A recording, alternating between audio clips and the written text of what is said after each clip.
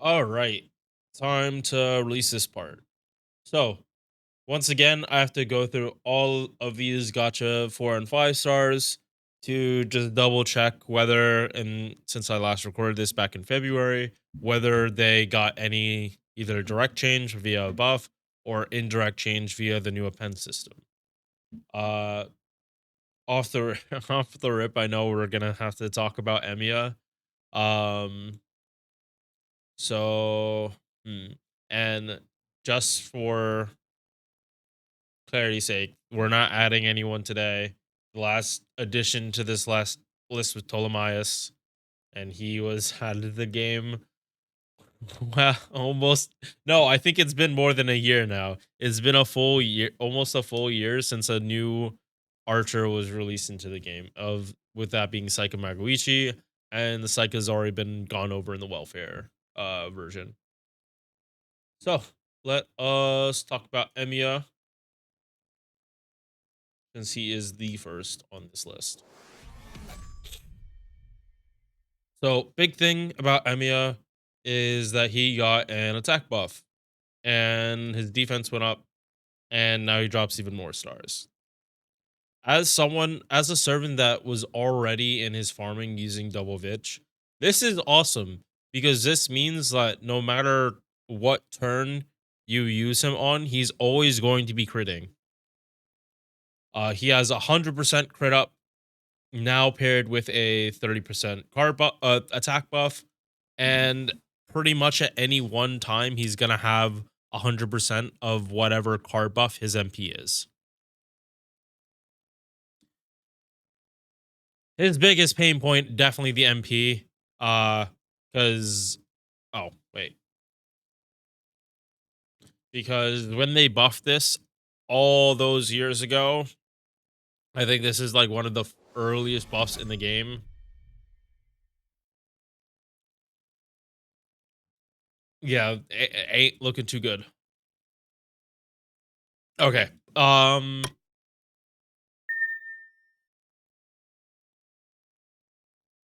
clear part one. Okay, so first year of the game. It had to be the first year of the game if it's talking about part one. All right.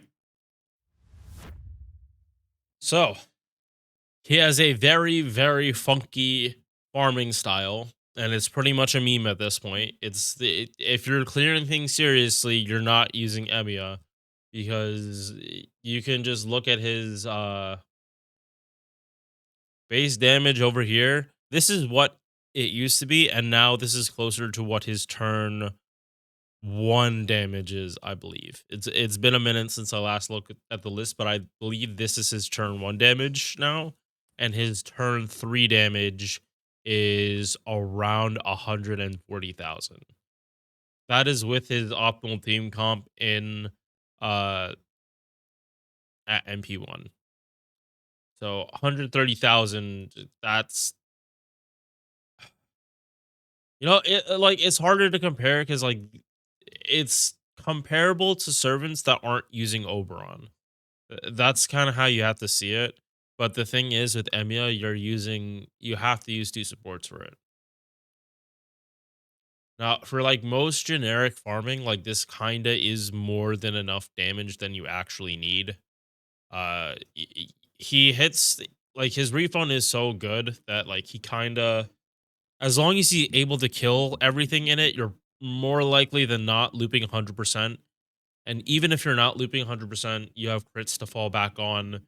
And again, the next turn, he kind of has to, like, you have, no matter what, you have to put the 50 batteries on him for the next turn. Or no, it's only 150 battery, but you have to pop it next turn for the cooldown reduction. Like, Emiya is one of those characters that he is looping, you're planning to loop 100%. And if you don't loop 100%, you're kind of shit out of luck.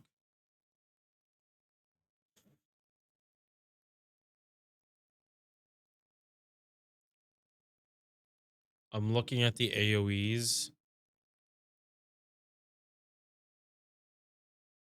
and I kind of don't. Hmm.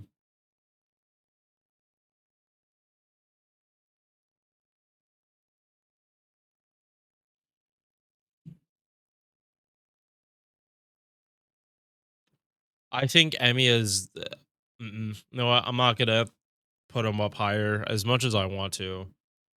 Um, this is solely having to do with him being like pretty much married to Black Rail. Like if you're MP1, you're not you really can't use any other CE but Black Rail.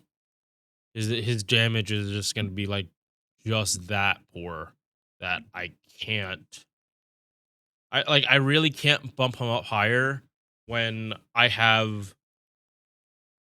uh Napoleon up here, Tesla here, and then Gilgamesh. Like again, the AoEs are full of monsters, and I can't bump up Emiya to and say he's on par with some of these monsters when he's just not.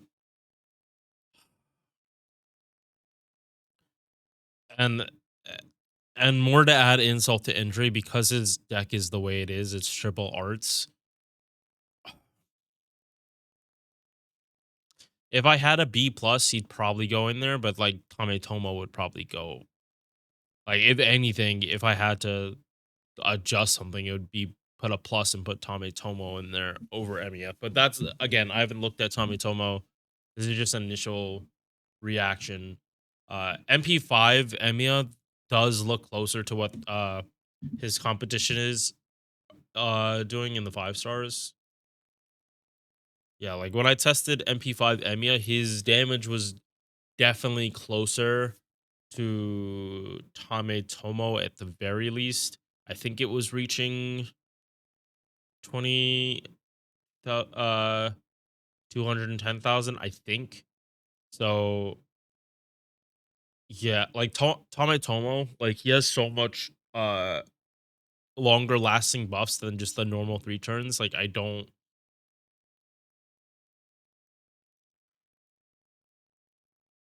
yeah, I don't feel comfortable saying Emiya as an AoE is better than Tometomo. Because Tometomo is just like easier to loop with. It's more traditional. And putting this as a factor, Tometomo's looping CE is free to play, while Emiya's with his looping being as funky as it is, his damage technically being as low it is as it is, comparable to just double Castoria and 2004. Yeah, no, I think the meme is fun. Like I think using Emiya for farming is just fun, but it's not like particularly practical.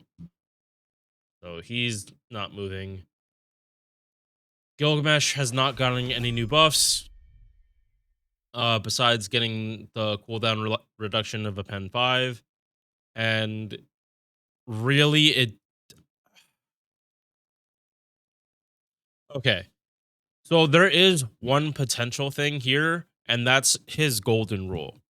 If this gets buffed and they don't change the cooldown, that is when Gilgamesh will actually want a pen 5 because then he'll be able to pop this whatever the skill would be on the second turn. Now, the question is whether or not it would be something that would you'd want to double stack because it might just be hit base invul, and if that's the case, then having cooldown reduction really doesn't matter. Like the reason 5 turn cooldown is important is because that means you can double stack it with Fitch. Like turn 1 you do something, and then turn 2 you do it. If it's 6 turns, normally it's turn 1 and turn 3.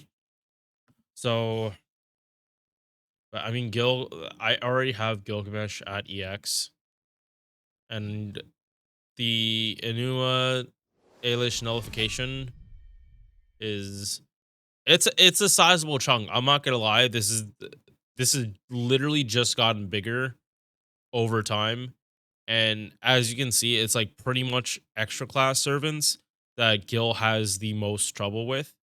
But a lot of times, you're probably not bringing Gil to fight these characters. Like more likely than not, you're just gonna do class advantage, like the normal class advantage. Um, Yeah, out of the sabers he would be fighting, only 2 like are you really have to worry about that he would get full advantage. For berserkers, it's only 3. and these are like 2 out of 40. So 5% of his main class you'd be bring him to, you can't use him against. I think that's pretty fair. Uh, when and we're just gonna talk about Tesla. We might as well just talk about Tesla too. Since they're both in the same boat. Tesla has very wide-reaching capabilities. He has stun on his MP. His skills are fucking amazing. While like Gilgamesh's, like let's be honest, a lot of them are not great. They've been pretty much putting duct tape on a lot of his skills. Like Pioneer of the Stars, this is not a skill that needs to be buffed. I'm pretty sure Tesla is like actually done with them like buffing him. Um, unless they want to double buff the MP, which I completely don't see them doing. Um, yeah, like when they double buff this MP, that's the time they're gonna start double buffing. Like this is gonna hit single target damage regardless. And Earth or Sky, this is only servants. And Earth and Sky attributes are something every every encounter in the game. The enemies have attributes. They don't have alignments. So being limited specifically to servants with these alignments, little annoying.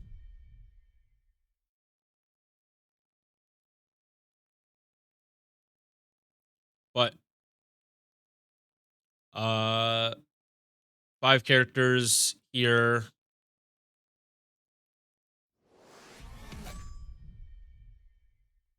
and a lot. Okay, yeah. Oh, okay, yeah. A lot of the sabers are fall under Earth attributes. So he has like if you're bringing him to fight sabers, he just wins better. There are a good amount of man attribute. Um,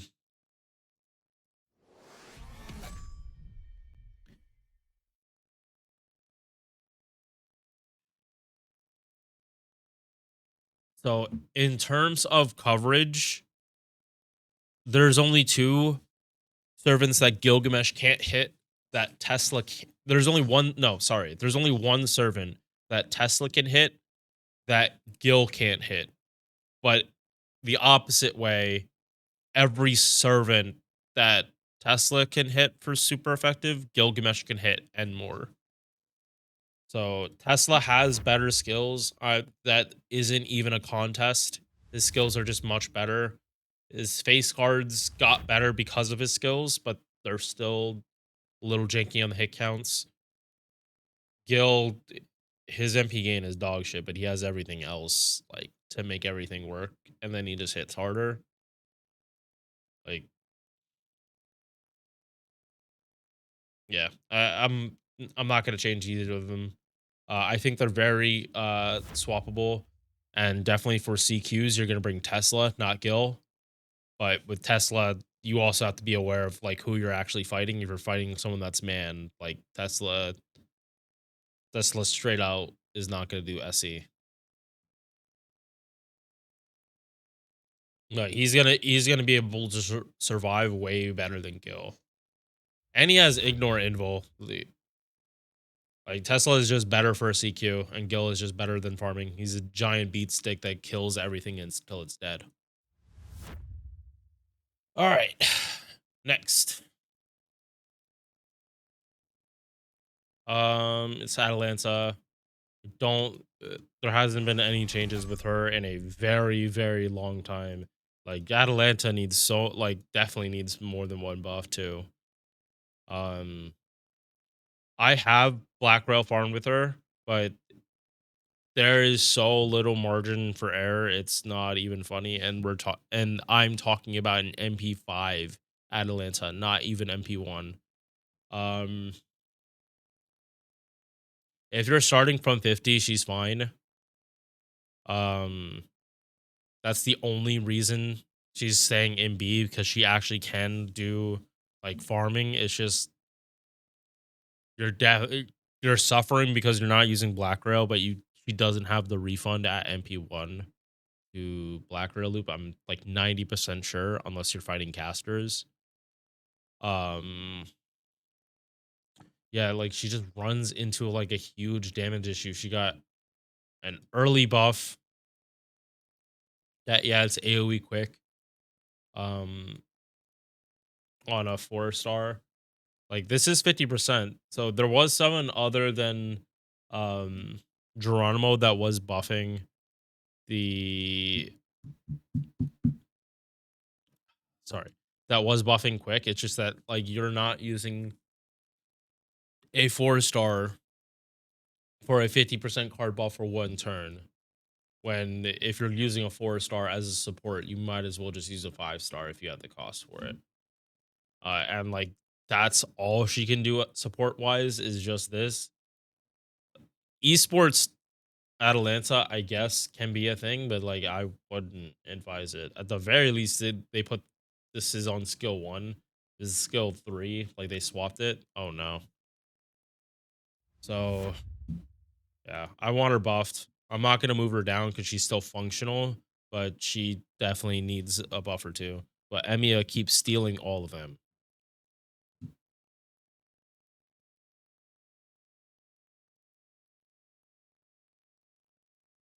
All right. Next up, Orion.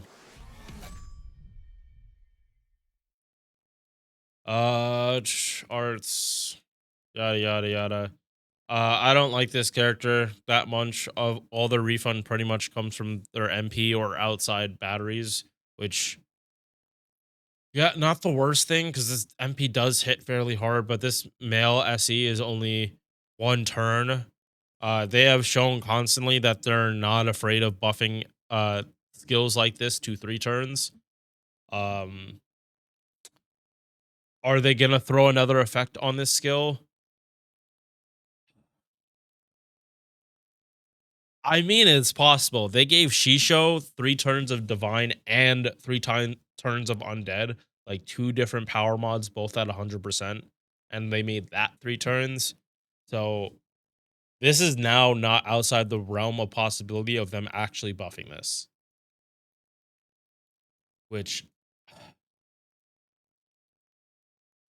if they buff this and also give her a 30% arts buff, Artemis will be doing so much better.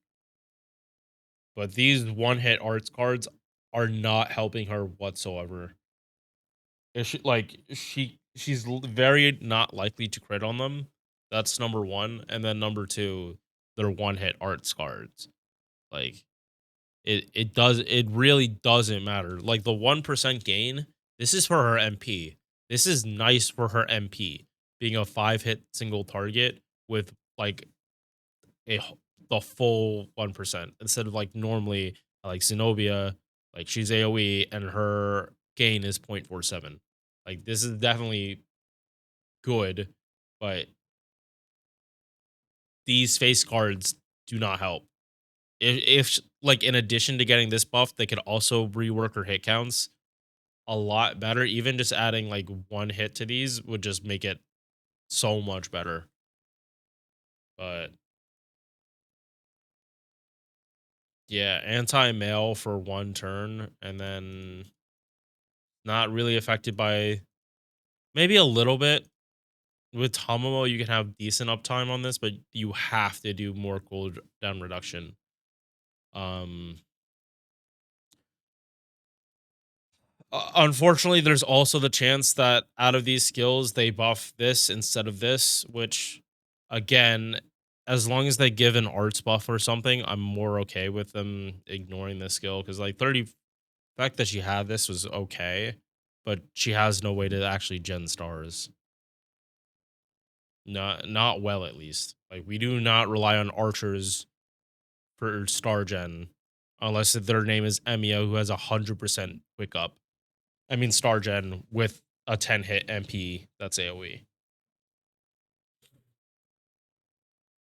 We're not looking at single targets for star gen most of the time. That's what I mean to say. Especially if they're arts. That's what I really should have been clarifying. Especially if they're arts, we're not looking at archers for star gen. So I still think this C is fair. She does not have the male SE long enough. The second she gets that buff to 3 turns,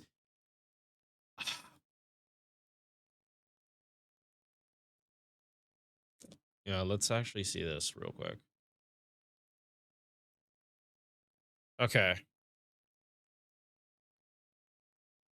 Yeah, no, the second her male power mod gets buffed to 3 turns is I will like I will pretty much either like put her in A plus or just super niche. No. This is not super niche. That is not what super niche is for.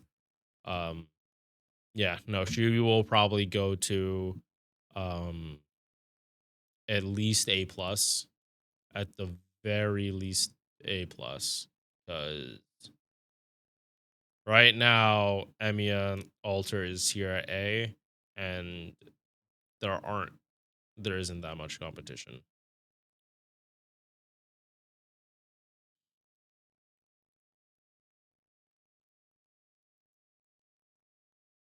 All right. So already talked about Tesla. So we're moving on to Juna. Oof. Oh, I'm in the wrong place. Yeah. This is the most unfortunate case because, well, okay, no. For farming, yeah, very unfortunate. For CQs where you are fighting someone that does a lot of debuffs, skill 3, as long as you have it unlocked and Juna does not lose any of his buffs, he has 10 turns of debuff immunity straight. And then he has turn of downtime, and then he has another 5 turns of debuff immunity. Oh, like that like that to me is like his pretty much his main selling point is that he cannot be debuffed unless you remove the debuffs.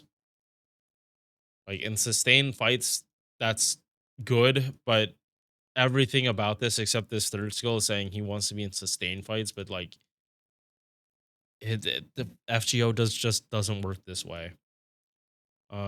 This buff is nice, but unfortunately, a cooldown is too long even for um this the new Append 5. Like he's still a turn off. So when you're talking about esports, this is like all different. It's very different because you're using face cards and everything. I literally can't even judge him as a farmer. I don't want to because his ranking will just go down, might even go down further than C.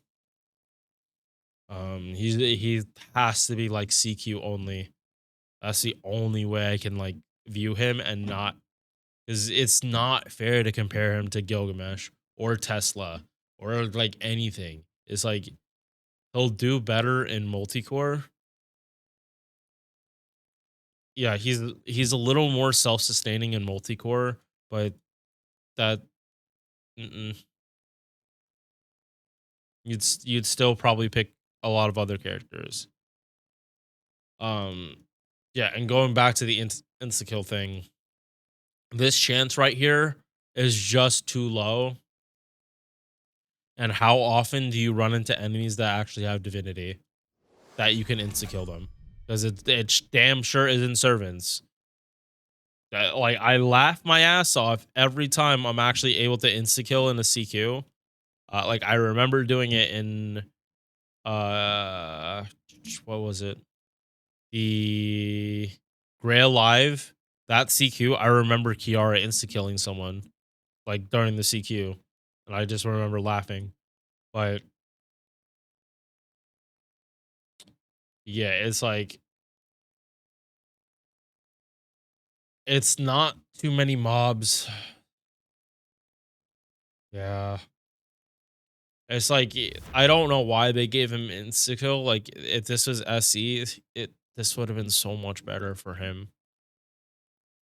Because like even in sustained damage, like that would have been better. Because triple arts, like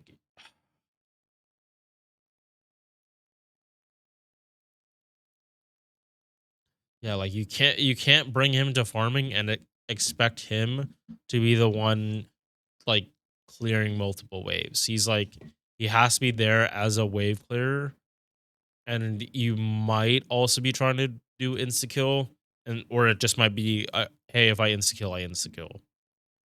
Um,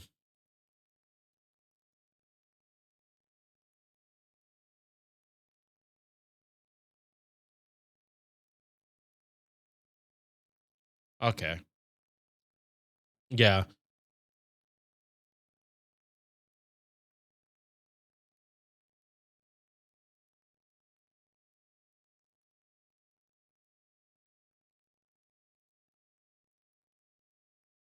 okay. So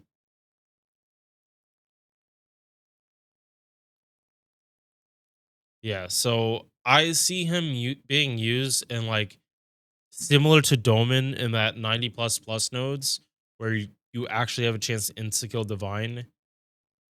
You have a chance. So oh, I do feel it's an insult to move him down here,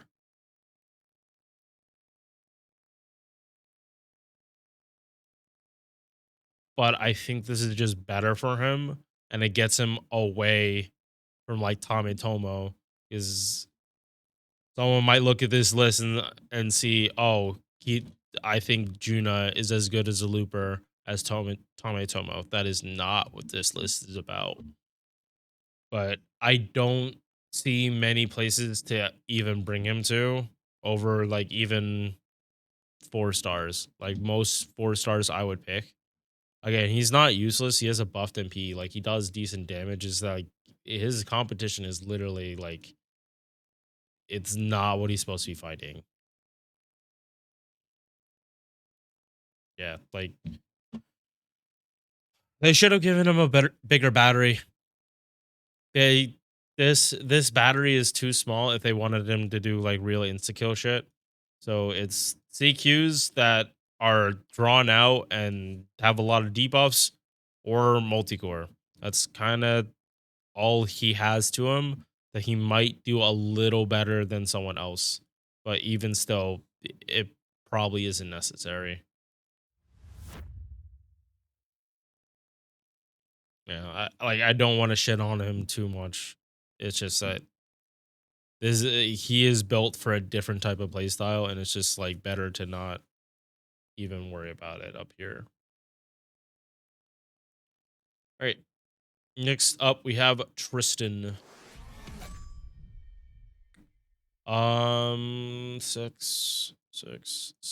Five. Cooldown reduction helps in more sustained fights, and also if you have cooldown. Um,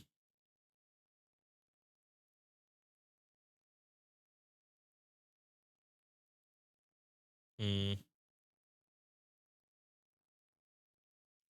It's ironic that he actually is a good like. Okay, so it's really funny that this is his OC because it also means that for Bavanshi, it's easier for her to land her debuffs, and she gets free overcharge if he goes first. I think that's just a little bit funny, but not practical. If you're using anyone with Babanshi that's a DPS, it's probably someone that has curse, not Tristan. Um, but he is still definitely solid. He is still very solid. Um, I feel is justified. Yeah, especially because Babanshi is definitively like straight up better than him, in terms of damage and just like feel. So yeah, no, it's fair. I feel like EX and A is fair for these two. And this before Bob she was up here because she could do solos and multicore and actual single target DPS. Now she's up there for like real. She is hardest hitting. We'll get to her later though. It's just being brought up because this Tristan is. All right. Next, Squirtoria. I can't remember what is this buff. Okay, no. So the last list does have this buff up there with it. She got a battery from got battery and ignores evasion, so just better in CQs and better. Why is that brought up? Better in CQs and better in just single target farming or yeah or multi-core. She's a good amount more self-sustaining. You don't have to over buffer on supports. Those extra batteries can go to someone else. It's probably gonna get buffed. Is also probably going to get buffed because it's 18% attack buff. But fortunately, she's a summer servant, so not likely that she gets buffs that often. Probably going to come during an anniversary because that is when they tend to do summer buffs, unless that summer servant is directly tied to an event like their normal counterpart is part of it, but that servant is going to get the buff. That's how it was with Samurai Remnant, although that had a little more justification with Berserker Musashi getting buffed because in Samurai Remnant, Berserker Musashi or Musashi was a berserker then. All right. MP still single target, but now back to single target.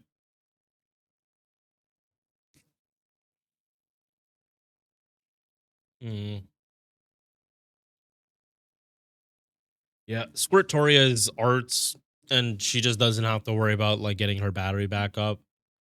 She can run Black Rail like fairly easily. Yeah, like there isn't a reason for me to take her out of EX just because like she's gonna do her job just super well. Um yeah, like uh she definitely lose better than Emmy Alter. He's definitely gonna lose better than Emmy Alter. And he's over there, so we'll see him soon. But yeah, no real changes. Uh This, like, maybe a pen 5 can help, like, you have the heal back, but again, she's arts. If she's taking damage, you're doing something pretty wrong.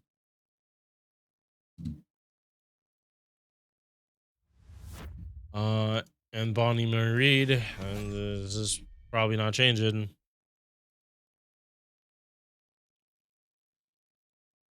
Uh, let's see.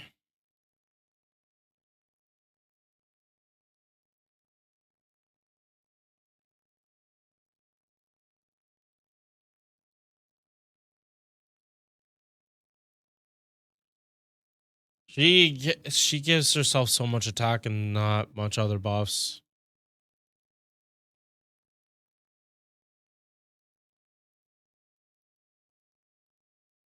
Oh, right, I forgot she's like a 1 HP meme. I thought and I think I said, like, at the very least, she actually has what she needs to make the 1 HP work, but she's pretty much reliant on supports to, like, give her buffs that she doesn't have. At the very least, like, her base damage for the MP can go, like, pretty high.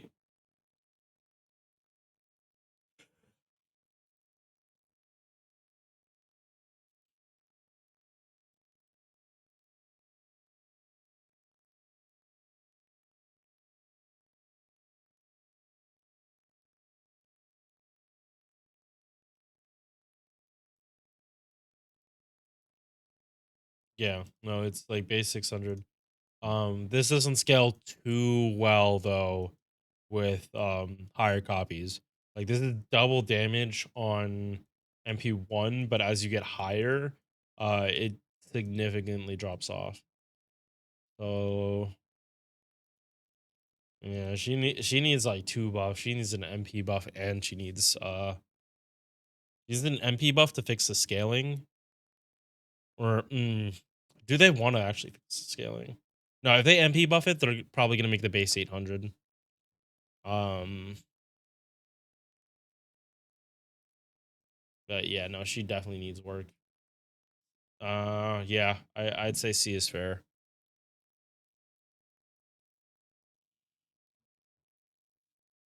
Yeah, because it's like she can do the 1 HP memes, but it's not. Wait, she bust her quick. Sorry. Oh god, she's Buster.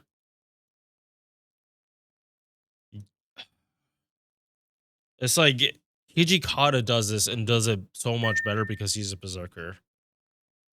It's like, yeah, they're in C because they do this just the way them as an archer trying to do this is just like not as good as them being like other classes. Like the low HP just works better on berserkers because everyone is going to be able to get the HP low, while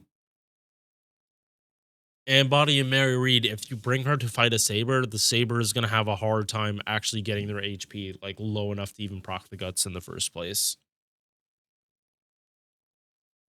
Uh, all right. Next, Ishtar. I have said this multiple times that they need to like let Ishtar do black red looping. They need to let her do it outside of Chloe Combs. She is technically missing only 10. So if they can give Ishtar the buff, aka make this uh very similar to Tiamat, how she gets a little charge every time she pops this. Like it's on a low cooldown. It would make it so Ishtar is not like she has a 50 battery. That's something all these others all oh no, Tesla has it too. Ooh.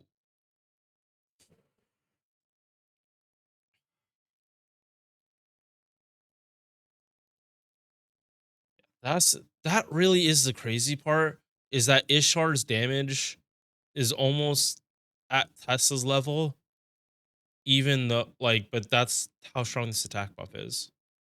This 50% attack buff is a lot. Um, so yeah, like if Ishtar can do black red looping with Summer Chloe, uh, Tesla can too. But again, um, he still has servants he can't hit, more servants he can't hit with the SE. But Ishtar, this is annoying that you can't plan for this, and she doesn't have something to give her buff success rate. I don't know. We're, if this needs to get buffed too. This doesn't do anything right now. It might in the future. Although I kind of think it is a little pointless. Yeah, because like just reducing this to be a 2 1 time, you can't double stack this anyway, which has always been Ishtar's problem. Or not always been a problem, but it is a problem that you can't double stack this. She'd be able to put more damage, but it would be it is absurd if she could double stack this. It would be absurd.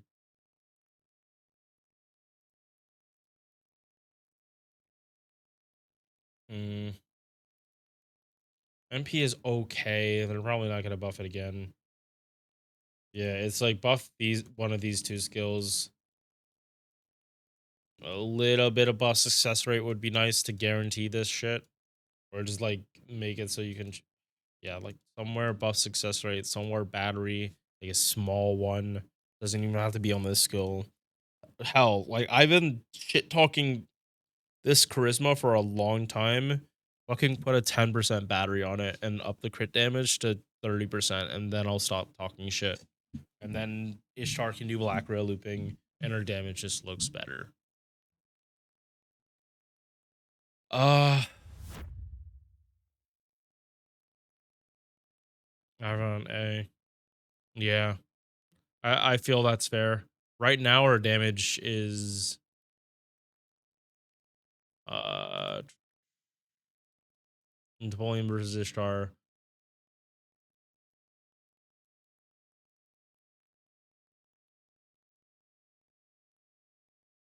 66, 89, 220. Okay, yeah. Um, Napoleon Napoleon has SC, and like, so it's funny that like his damage, if he's not, if you need more damage in the first two waves, his final damage doesn't even fall off that much. Yeah, in comparison, his final damage doesn't fall off that much. Like 20,000 extra damage in the earlier waves, which, or second wave, doesn't matter that much. So wave one, much more impactful than popping at wave two. Oh, wait a second. No. Okay, wait, no, this is popping the skill turn two and three. So wave two damage would just get like crazy if you tried to like do one pop it turn one and three. Your turn two damage would just be lower than turn one. Um yeah, we're not talking about Napoleon right now. It is Moriarty. So single target, Invul Pierce, Defense Pierce, Star Weight, Star Bomb, guaranteed 50 battery by just having his first skill. MP damage puts evil alignment, which works for like synergies like Domin. And instead like, so doing that kind of setup for, and also like he is evil. Um, it would make a Domin multi-core comp with pretty much Moriarty and like Gilgamesh like actually work, because Gil is chaotic.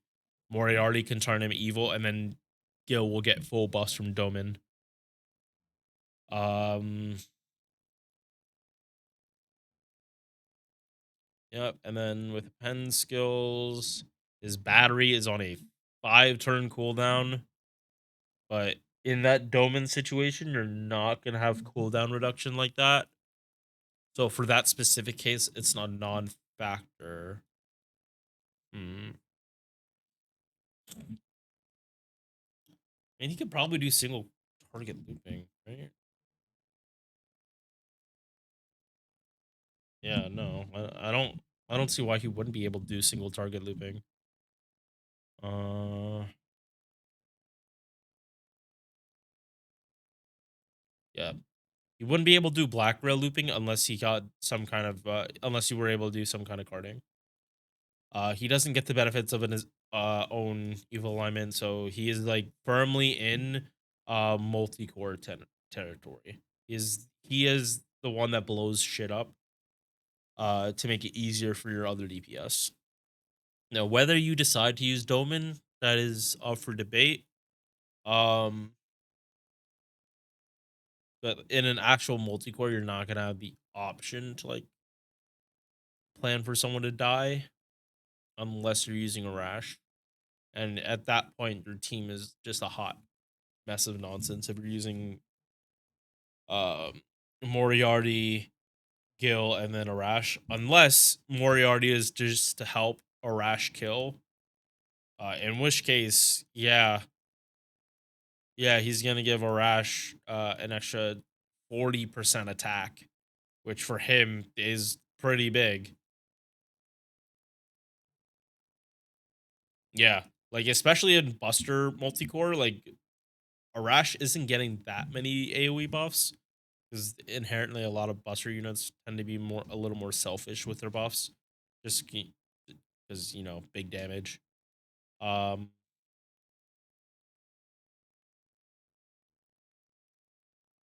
and like luckily his defense is 4 damage.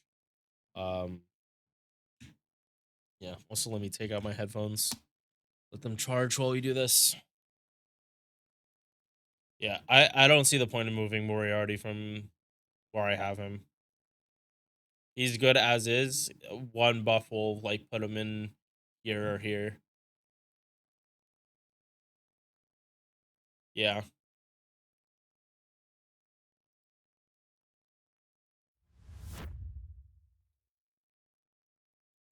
Emiya Alter.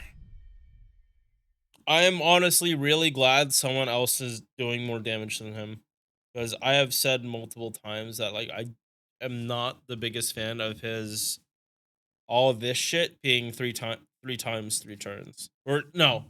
I do like that it's three times three turns, but it's like in general, I don't like three times three turns on card buffs. It just it just punishes you for doing certain chains. Like if you do a full arch chain, well, all the arts buffs are gone. Are you gonna be able to do that many money chains? Maybe if he's solo.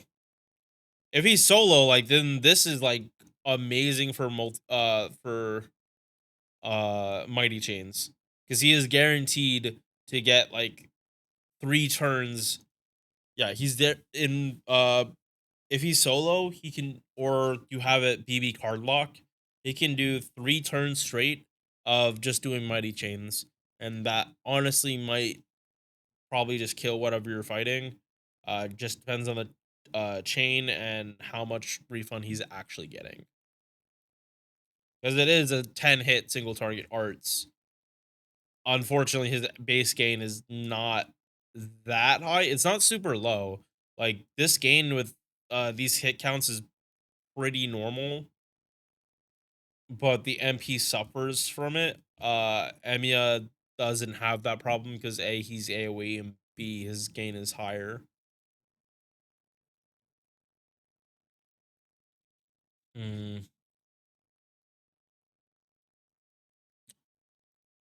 Oh no, this is where I have the real problem. This is where I have the real problem with Emiya. This three attacks, five turns bullshit.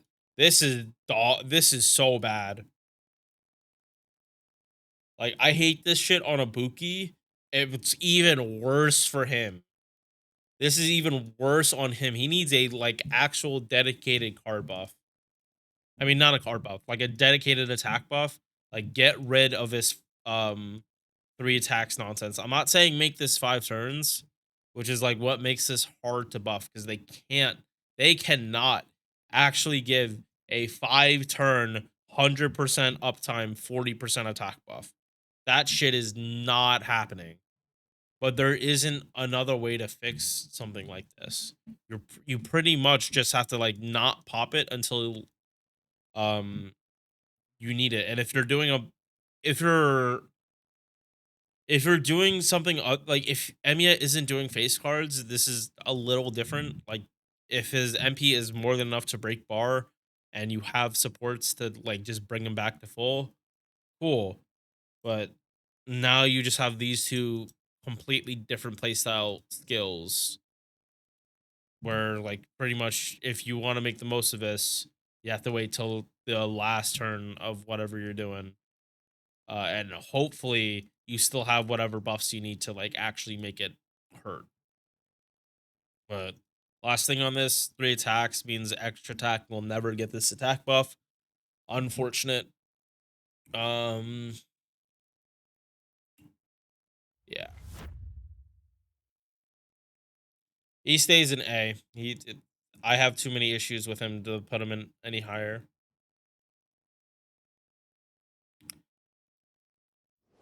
Oh, Helena.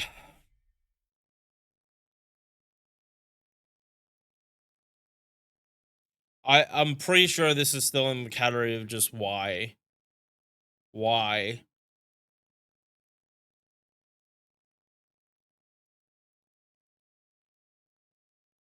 They need to buff the ever living shit out of this skill, because this is terrible. 2,000 extra damage.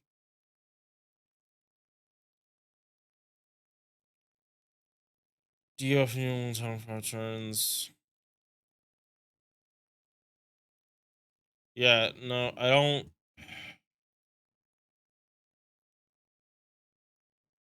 Current D. Apparently she can do looping. I would not trust this shit though.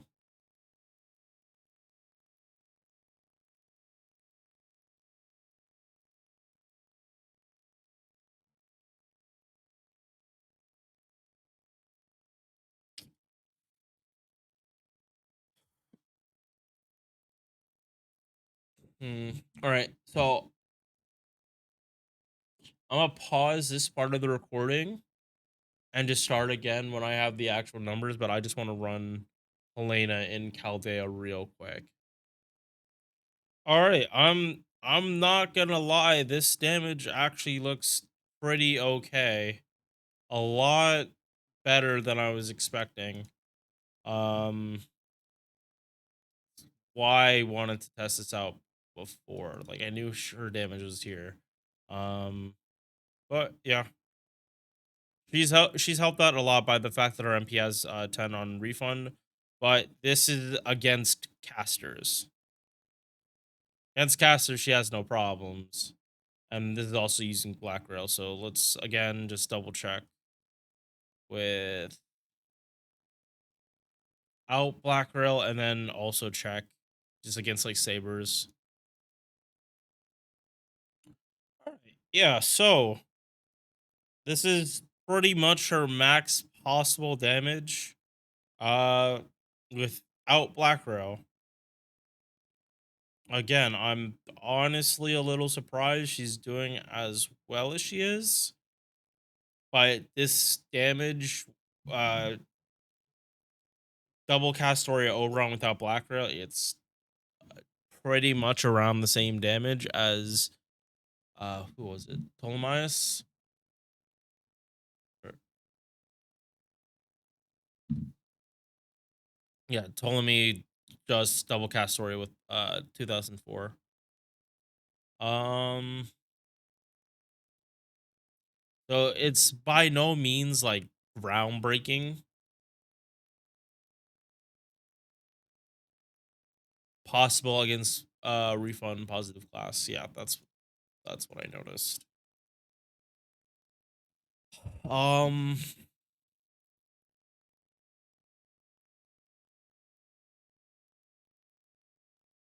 hmm.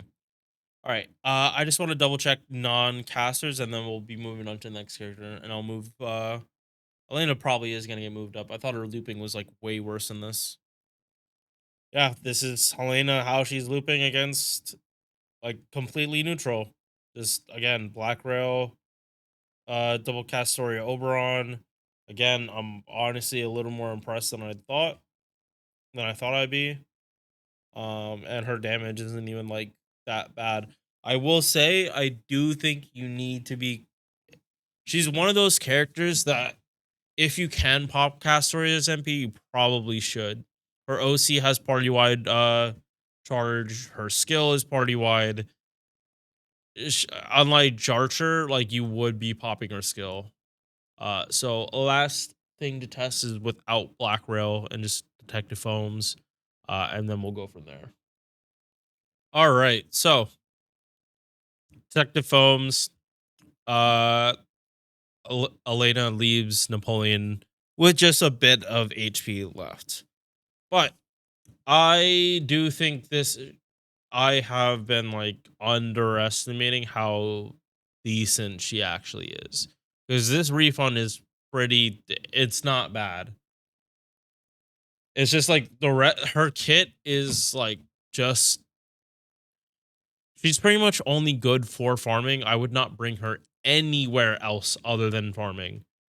Um Even for multi-core, like yes, she has that option to be used as a multi-core, but pretty much like only wave one. And there's a good chance if you be using her in multi-core in the first place, you might have just you might as well just use a rash because he can just clear out the wave. I think you have to like put a little bit just too much into this character, but she definitely is better than I thought. She's looping way better than I thought. So you at least go to C. You're not bottom tier anymore. Um, yeah, it's like she does around the same amount of damage as Emiya, but Emiya can actually crit and Helena cannot crit at all. She is going to struggle if she doesn't like actually kill people with the loop. So that's why I'm moving her up to C. Um, she's functional and her refund like really isn't that bad. Um, it really helps that she has that 10% on her MP though. If she did not have the 10% battery to the party, I think I would be having a very different conversation.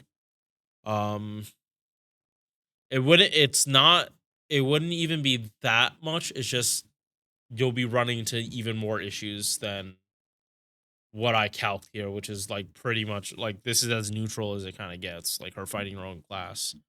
Um, yeah. All right. Well, good to know. Good to know. All right. Tomoe goes in. This is on a 4 turn. This is on a 5 turn. But unfortunately, this isn't an offensive buff, and has no offense. So her only offense is this. Yeah, and then you have to pretty much rely on command codes and supports. Or not command codes, craft essences and supports. Yeah, unfortunately, Ari has a buffed MP, so they can't give her SC against burned enemies. That's not gonna happen. They're not gonna pull a Babanshi on her. If they were to buff her, it would probably be this, and to give like I don't know 50% crit damage, along with making the sergeant maybe 100. No, it could stay at 50, but definitely like another type of like damage steroid. I would. It's either going to be burn, power mod against burn, or just like general crit damage. Um, especially because this is AOE, an AOE attack buff. I wouldn't be surprised if one of these skills they buffed and gave her AOE power mod against burn. Mm, yeah, she would have really wanted the SE because it would have multiplied with their MP damage, but she got this buff like really early, from my understanding. Yeah, yeah, she got screwed on this. They gave her more damage.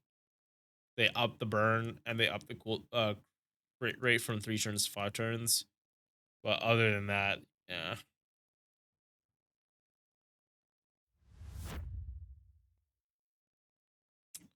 I have her on B. I think that's fine. Because she has the guts of her own. It mostly is the fact that she has a guts and she's Buster, so her supports don't have to worry about keeping her alive. But damage is just gonna be a concern. Um, yeah, she hits hard, and that's about it. If she has Honey Lake on, she gets a whole lot better, like significantly better. But her base kit still, you like if she's not focused on the MP, all she has for base card buff is 19% attack. That's not a lot for bitch to really work with. So some kind of extra power damage buff is what she needs. Fujino, did you get buffed recently?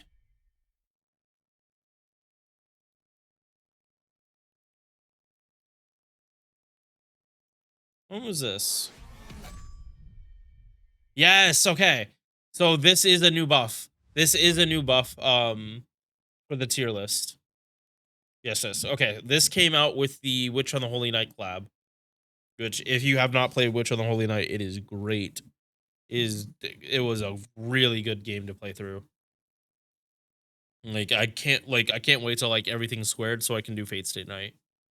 Um I'll see when the timing lines up for that because we might do it during winter break or even February. and like like February, I like just try to play through Fate Stay Night in that whole month. Like that would be the goal. All right, so Fujino, good base attack for a 4 star, like really solid for level 100 stat, like for level 100 attack.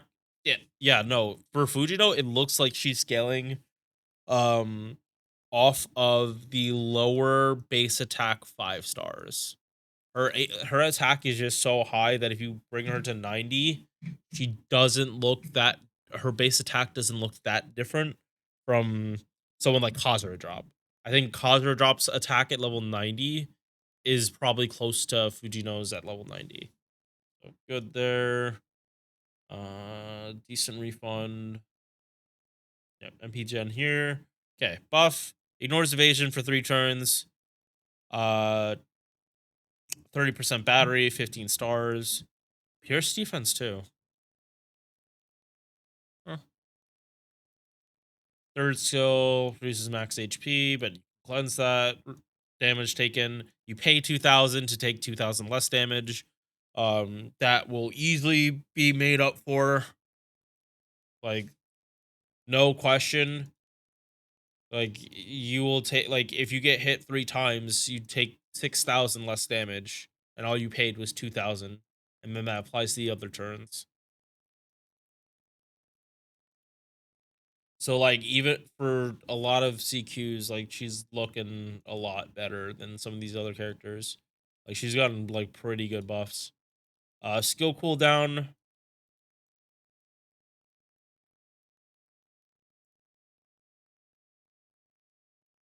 You can't double stack this guts,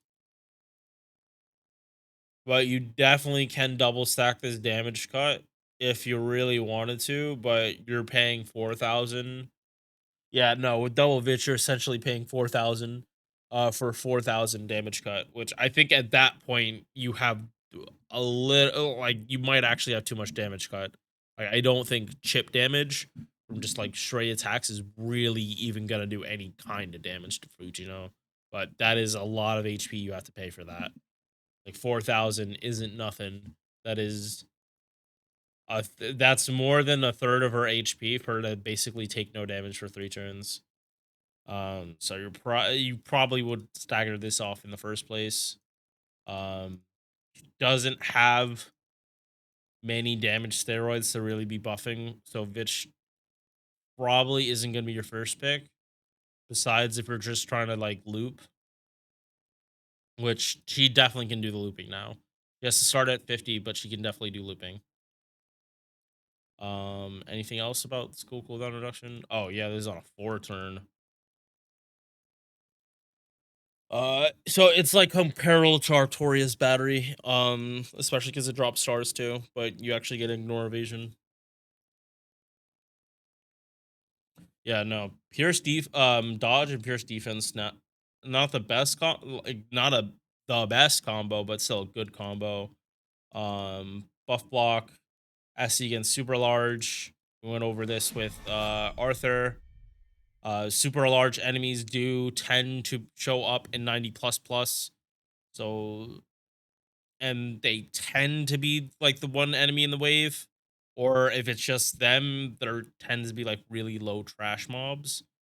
So yeah, no, on Fujino this works. On a single target, like super large just works a little bit better.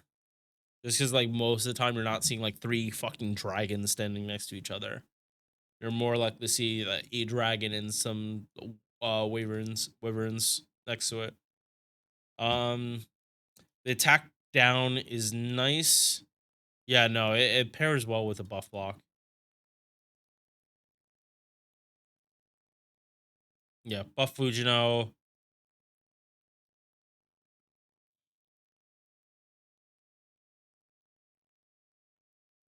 Yeah, no, she's better than Tomoe. Like I do think Tomoe is solid. She's not the best, but she's solid. Fujino.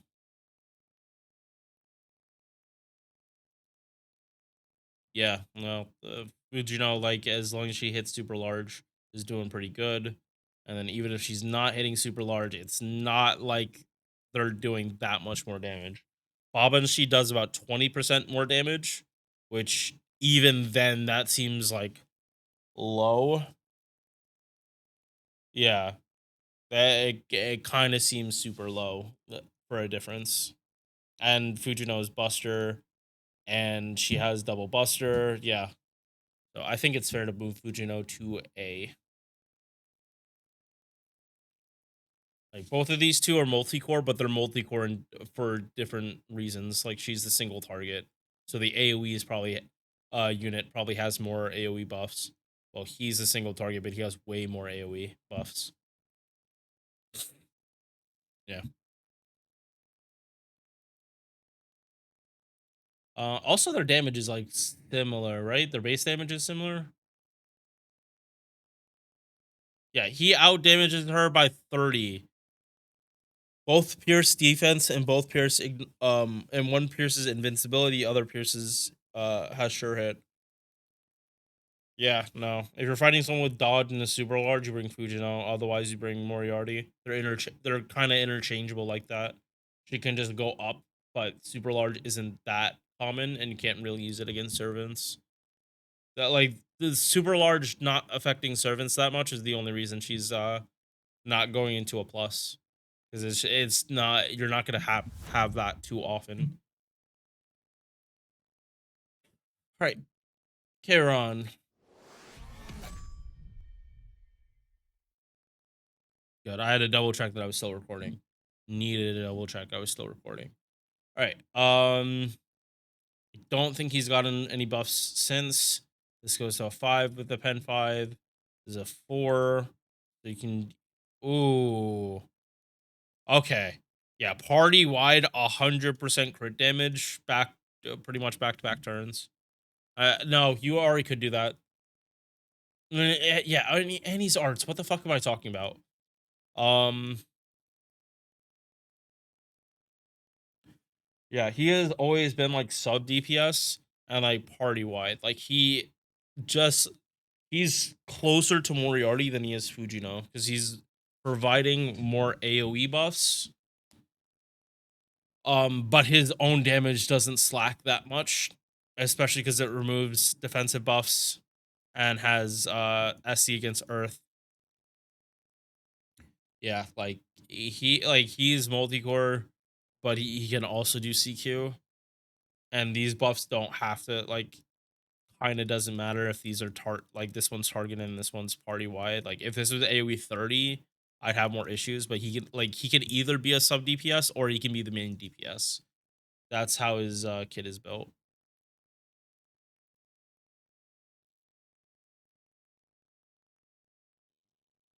Yeah, I have him on A and I'll keep him there. Like the gap between AoE or archers is really, it is super condensed. Like all of the servants are like relative to each other. It's just like servants outside of archers are where they run into issues.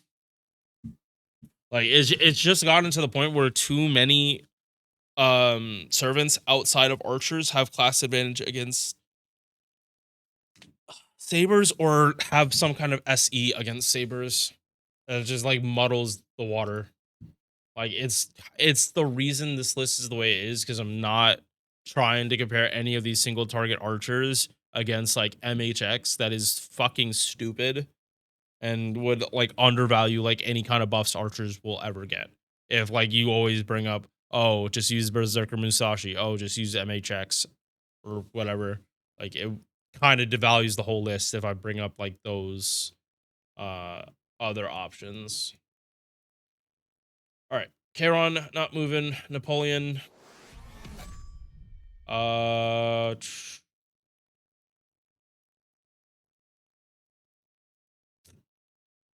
this now turns into a 3-turn cooldown, but I don't think it matters that much. Or not 3-turn. This turns from a 6-turn to a 5-turn with append. Uh, so it lets him do super scope farming. No, he kind of always was able to do super scope farming. Never mind. Yeah, no, it's there's no real point to it. Whether you have pen 5 or not, it's not changing his damage, like, pretty much at all. So, yeah, he is pretty much unaffected by, the recent buff or, a pen 5. John the Archer, Jarcher, you might say. She hits potato damage. She very much hit potato damage. Fujino at level 80 almost has more attack than her. Um, but if you bring Jarcher to water side, it's different. She does not get her own extra buff, so she's lax there. This turns into 4. This turns into a 5. This turns into a 4. Like with Tamamo, like you'll want it, but it's not gonna be like a huge thing. Yeah, no, Jarcher kind of needs a buffed MP. It's why it's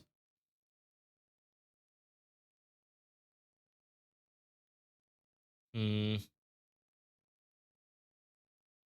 yeah, it's like Helena she doesn't need double cast Ori Oberon, but she's definitely not able to do Black Rail looping without Oberon. Or someone with split charge, but like it's mostly Oberon she needs. Jarcher, I know for a fact she can loop with one Castoria, and then you can either multi-core it or bring a 3-star support. Like she pretty much is only on here, or Jarcher is as high as she is just because it takes almost nothing to get her looping, and then the field will just be flooded with stars. So if you're at the very least doing multi-core, your single target DPS won't have a problem making stars. She pretty much is self-sufficient. Like literally, if your DPS has like an AoE MP gain buff, she probably is looping.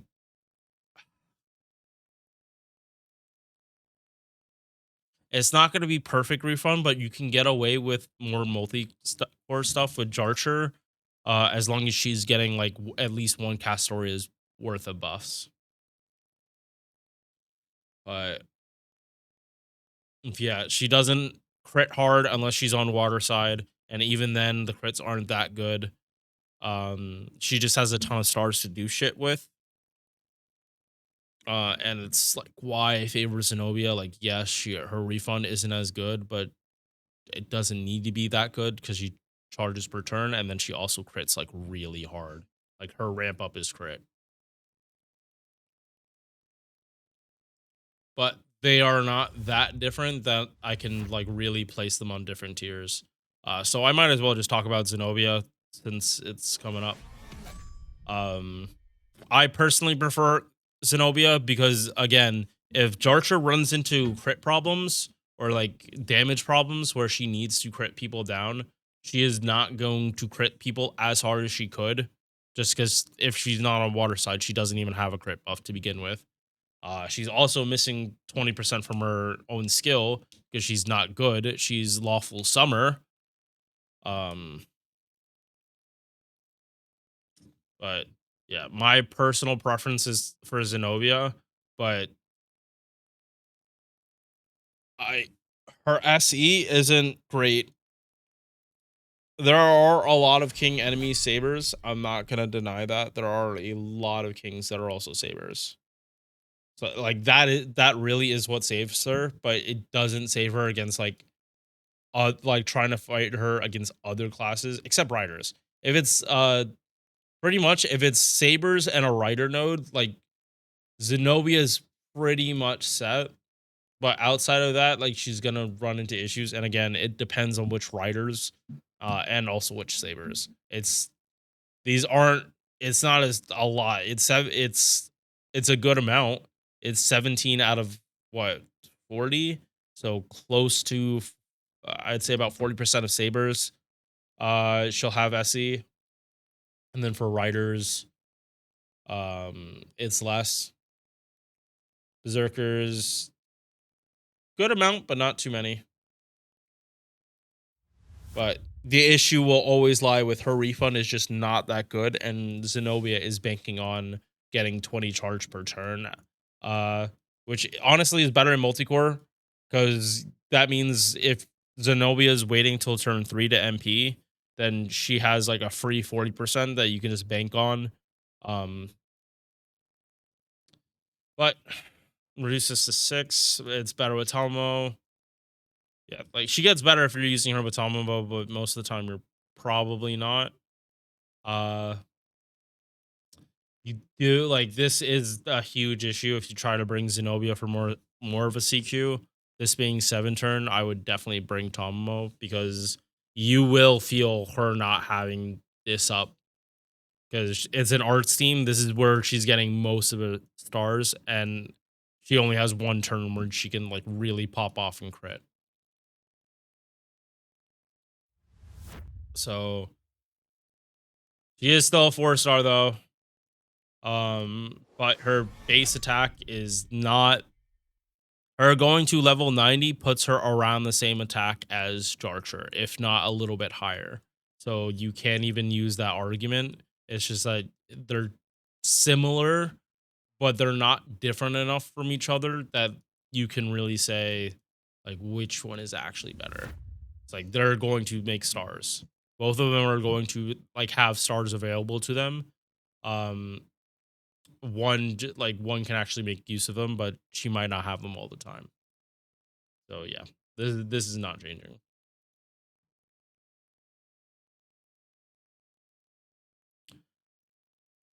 Ashwatman. So his battery goes to a 5 turn. This goes to a 4 turn. This goes to a 4 turn. Buster MP. He can.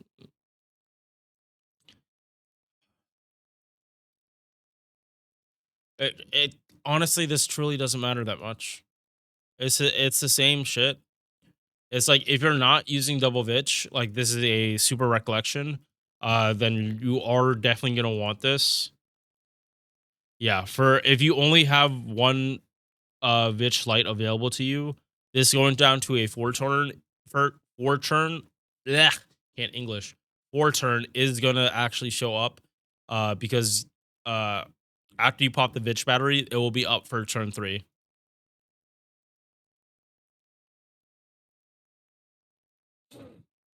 Um, but yeah, outside of that and like normal double Vitch, it doesn't matter whether you have a pen 5 or not. He's still gonna do like pretty decent damage. I still want him to get a guts. I still really, really want him to get a guts. I just don't know how they're gonna give one to him because they can't put it on the MP. They cannot put a guts that will actually affect this on the MP. They're not gonna give a Buster unit a spammable guts. Not happening. It's either gonna be on first skill or one of these two. I honestly think they're gonna put it on this skill though, just to make it super, super tanky.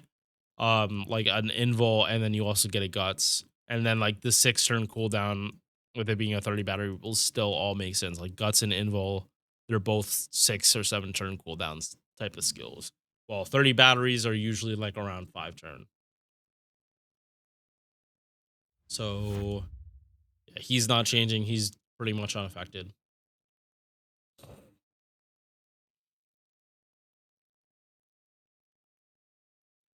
Sakabihime Archer, I actually saw like a pretty good use case for her. When you're dealing with like break bars and enemies that actually put a taunt. So her having this taunt makes it so um if you uh so if she puts the taunt on the enemy, it makes it so when bars are broken, you actually switch to a different target, which is it truly is very helpful.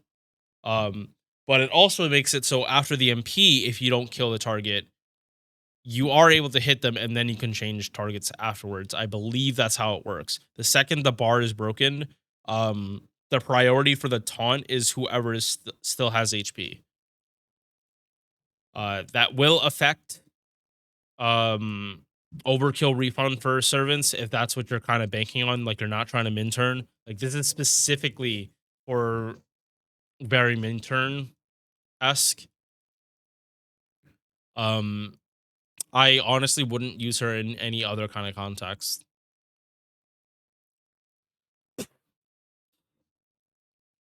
Yeah, it's like she also tries to do the stuff that caster assassin Osaka Behime does, where she's buffing Buster and also giving another kind of buff.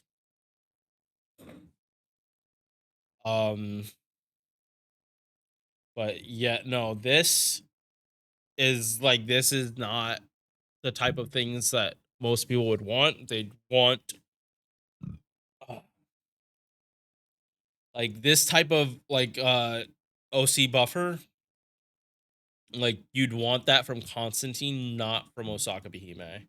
Or a character like Constantine that has less conditional stuff. Because like, yes, like Buster is known for critting, but if you don't give them the tools to crit, it's not gonna work. She does not have a star bomb, which I think is would be needed for this. Uh but yeah.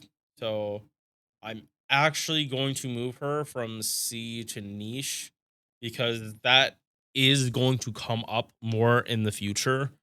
Um like I truly do not have value of Osaka Behime outside of this one case. And at the very least when she does this taunt, she like is giving an attack buff. It's not like the taunt is all that comes with this. This is also her charisma. Um, and she gives the party ignore evasion. Yeah. So this skill alone is pretty much all I care about for her as a character. Unfortunately, that it is what it is. Um, yeah. Even the MP, if she's not able to drop stars, I don't see the point of this. Because you're now you have to wait for her to die anyway. Because she sure as hell isn't jetting stars. And also another thing to note, she's a Buster MP with a triple art stack. So even if you wanted to like buff her up, you're it's not gonna be fun.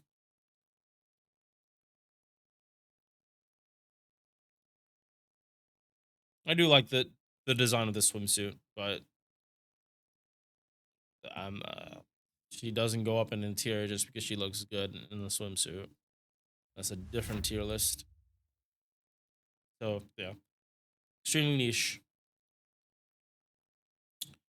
Calamity Jane, she got buffed. I already had her in EX. That's the crazy thing. I already had this character in EX because she was the only character that can do it. And in the same vein, it came from the Witch on the Holy Night collab. So this skill alone was why I put her in EX. She was the unit for Buster or Quick that could just give you uh ignore evasion or ignore invincibility, and also gave like a battery. Like this part was the most important part. She was able to give ignore invincibility for 3 turns, and she didn't need to MP to do it like Sherlock does. But the whole thing about this is um she requires stars. So this buff, it goes from this, which is like, yeah, I can definitely understand why they would buff this skill.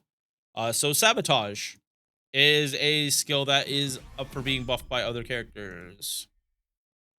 So Robin Hood up for getting a buff. Kotaro up for get and yeah, she had it at the lowest value.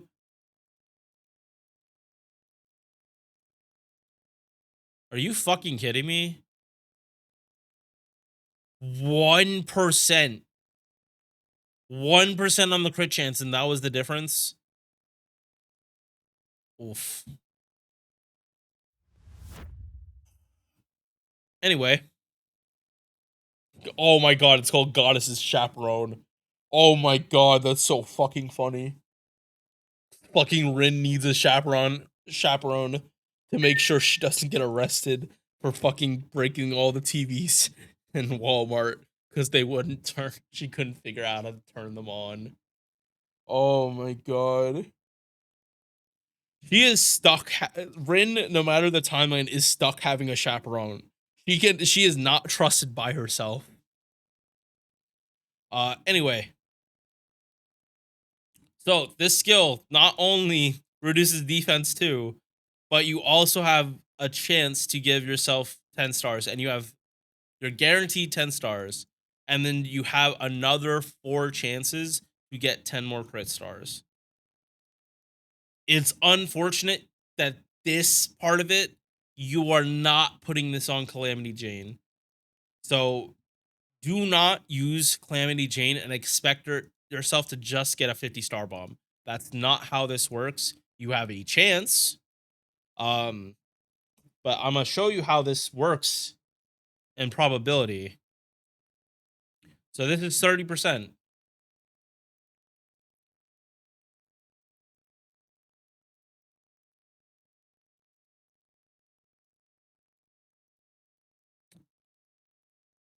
You have less than a 1% chance of you actually getting 50 stars from Calamity Jane's skill. That is how the proper probability of this works. 3 3 over 10 times 3 over 10 times 3 over 10 times 3 over 10. That is 81 over 10,000? Yeah, which again lines up.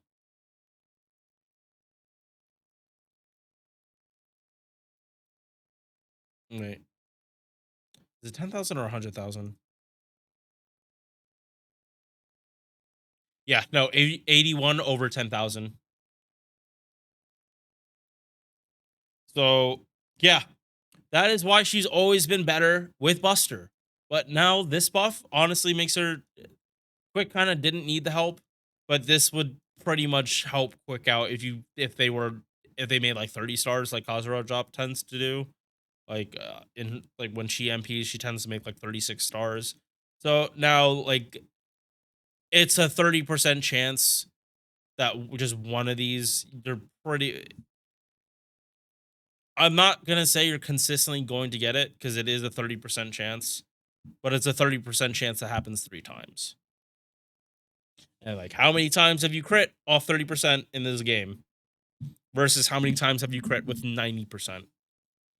Always take that into consideration when you're dealing with probability. But yeah, no, now Calamity Jane is just pretty like if you can get the 50, 30 battery, 20% MP damage, 10% attack down, gauge down,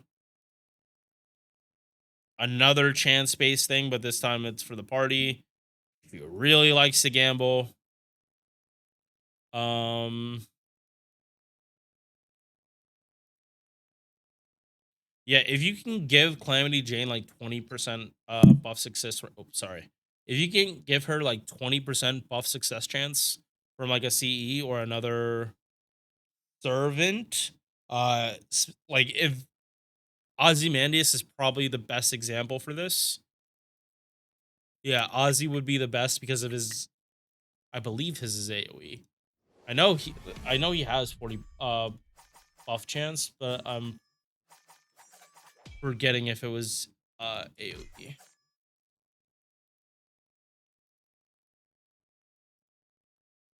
Yes. Okay. Yeah. So if you just run, if the person you're trying to buff happens to be Ozymandias, um, pretty sure this changes to 70%. And let's whip up the calculator. So 0.7 times 7 times 0.7 times 0.7.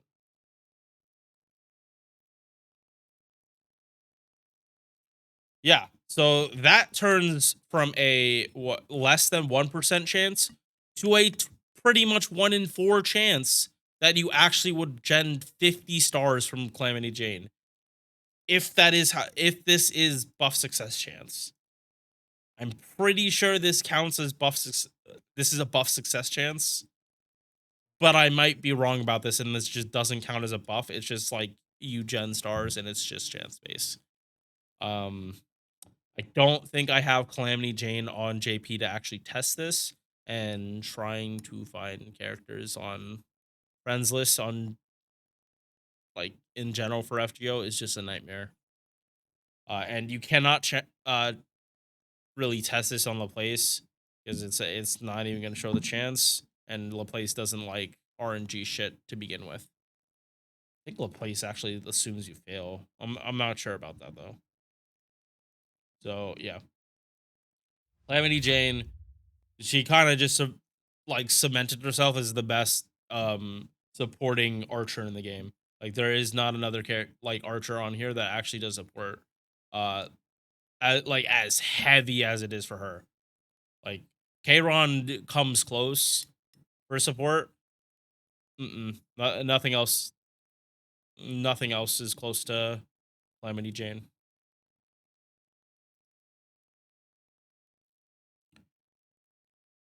All right. So after you have Orion, so 1, 2, 3, 4, 5, 6, 7, 8, 9. 9 more, and then we're done. And then I can not be sober anymore. Giga Chad Super Orion. Did shit change? Absolutely. Because a lot of the times, he is solo or he is esports. You're expecting people to die. So card RNG resets.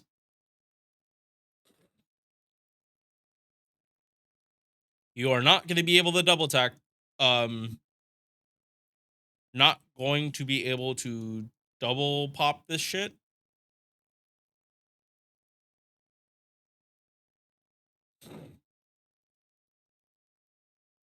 And you kind of always did want to be more tactical. Like if you just like monkey mode this shit, Super Ryan doesn't have like the hype that a lot of people give him if you're like really dumb about it.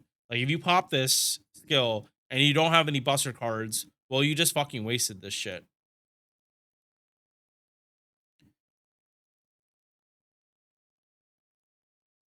This if you're not critting on your buster cards, it doesn't do anything because you get the increased crit damage before you do damage. So if you hit with a buster card but it just doesn't crit, you got 100% crit damage um for the rest of the turn. But if that was your only card, well, you're fucked. He does have that star weight. His MP is fucking cracked as shit. So yeah, he's not leaving. Orion, he's a little awkward, but you have to build your team around him. He is definitely not a normal archer, especially not a normal like single target archer.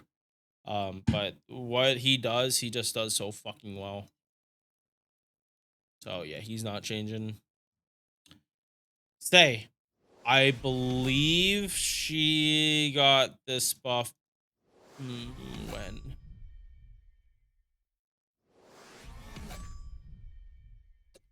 So I don't even know if I feel like I did uh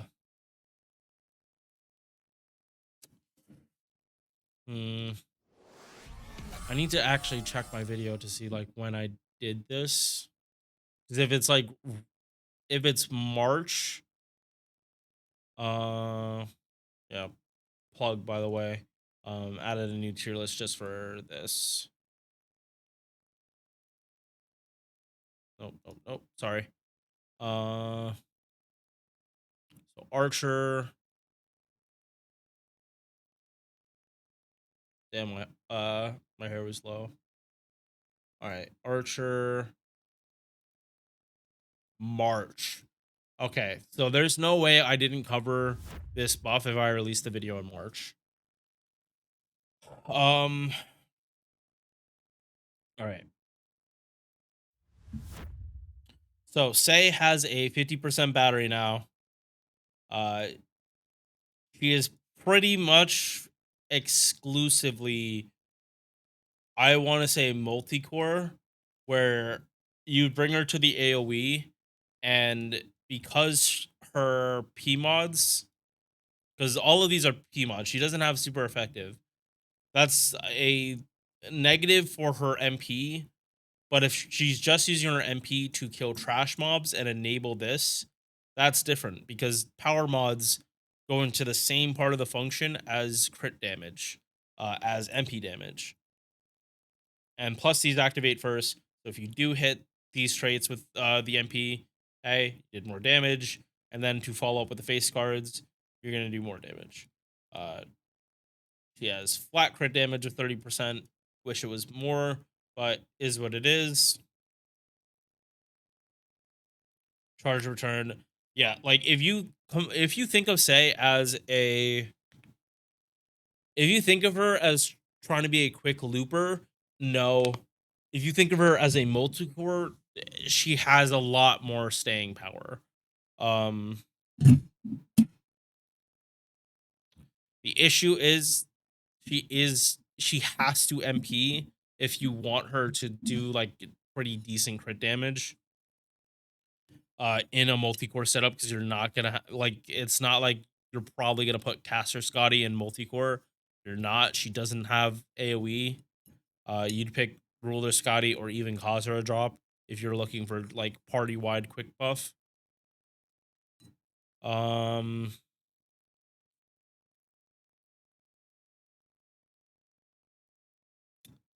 yeah, that 50 battery is nice though. Yeah, so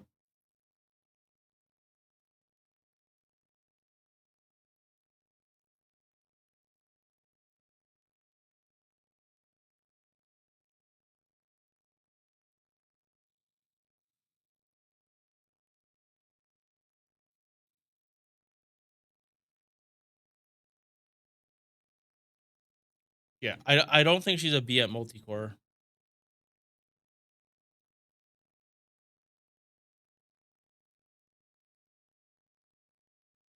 The issue is like her actually hitting these because she probably wants to shoot for like two. But neutral alignment and man attribute is a bit of an ask. Yeah, no, it's too much of an ask. There's a lot of sabers with man attribute. There's like anti saber, it's pretty much there. Like, um, it's a neutral alignment and the shadow servant that kind of bites her in the ass. At the very least, the most useful one is on her OC. So if you are able to like boost her OC for that turn, like through the other DPS or a different support or something, that's where you're gonna see more gain. Mm,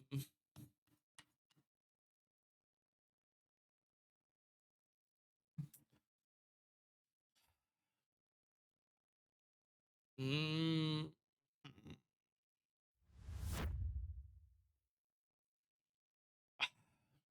I don't want to keep her in A. I really don't.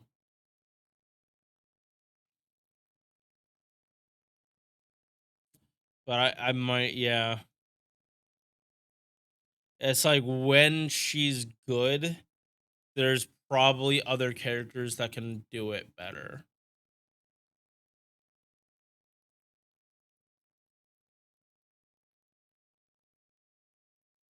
Yeah. Unfortunately, that's just a reality. I don't kind of don't think she's that.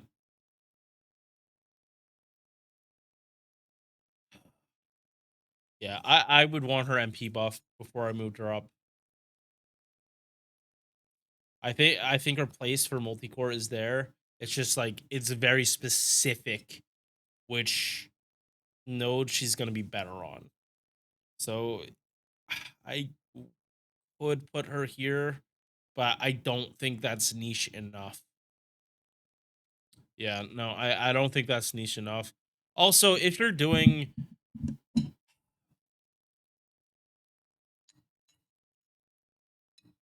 yeah, no, if she's starting from 50, I'm pretty sure she'll have enough battery that you can probably brute force it with Oberon. It's not like she's like usable for farming. It's just that like other character pretty sure Ilya can start with from 0. Am I wrong on that?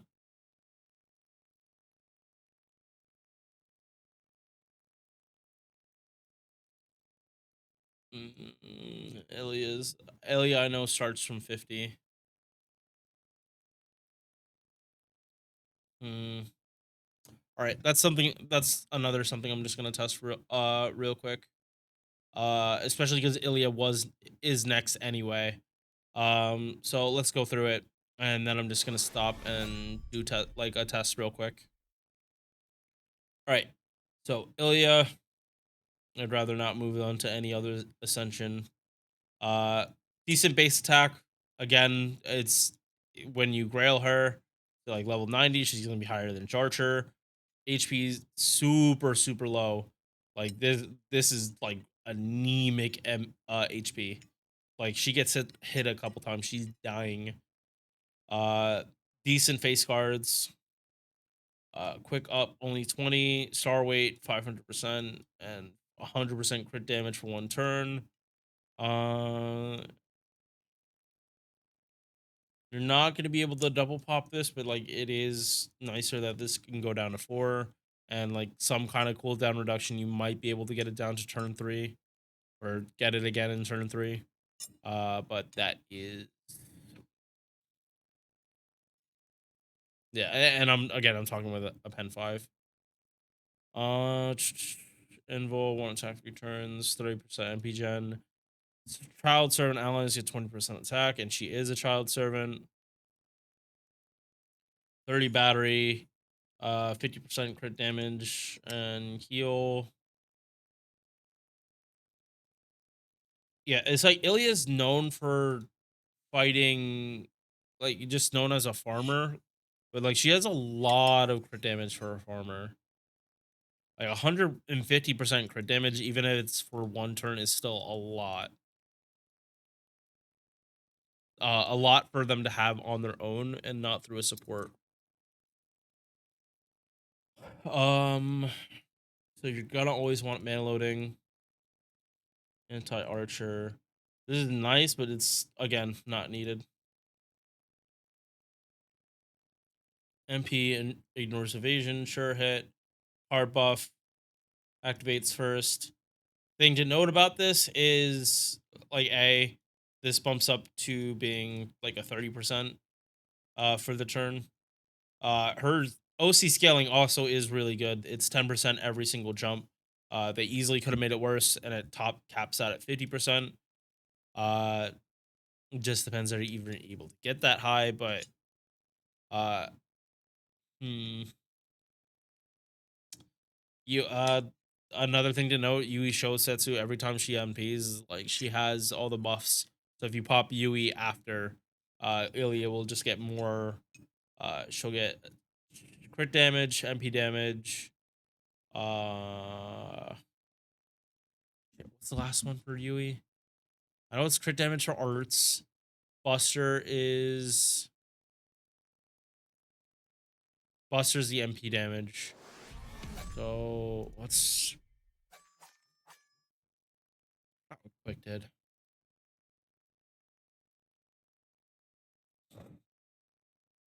Oh, quick is attack.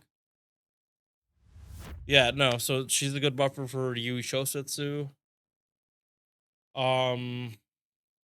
All right. So now I'm just gonna test refund. So pause recording. All right.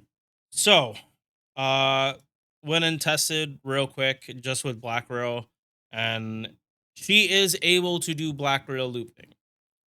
Ilya truly is able to do it. The issue is always going to be refund. She is only allowed one turn where she loops less than 50%. Luckily, she does have a little passive here that gives her 3% gain in return, just like Avengers, which does help her out a lot. Uh, this is against casters, and she's barely able to do it. So against Sabers, he essentially would need to be getting the first kill, the first hit would need to kill, and that's every time. But she only needs one turn where she loops 50%. Because if you bring in Oberon, his he has 70% charge, so you'll be actually be able to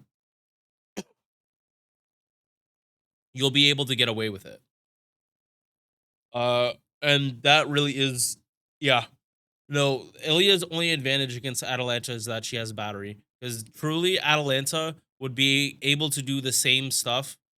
And honestly, I've used Atalanta in Black Rail farming before. It literally only is because she doesn't have her own battery. That is the only issue Atalanta has. If they buff her and give her a 30% battery, um, these her and Ilya get swapped easily.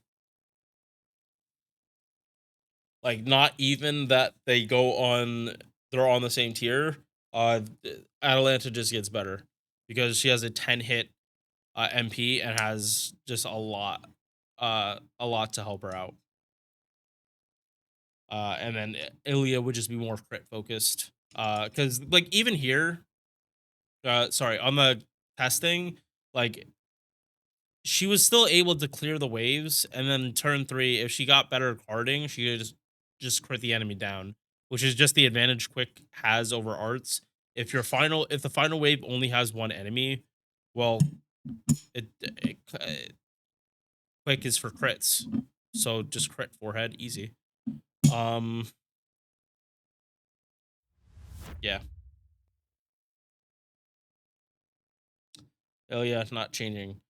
Ba Von B. What's there to say about her? She basically has 80% battery when she starts up, but she can choose when to use the battery. So she starts with a 50, and then if she needs a battery later on, she has it. You can choose which one you want to do. This one probably better to start off with because it also means the enemy, because they're skill sealed, they're gonna hit her a couple times. She'll get a little more gain. She reduces their gauge and then heals, and then she also puts a battery on top. Uh, Party wide evasion without a duration. So this is just there until they get hit. Her own passive makes this a 50% 3 turn mana burst. Yes, she would like this. Yes, she would like this. Yes, she would like this. Crit damage would just be nice because she doesn't have an intrinsic.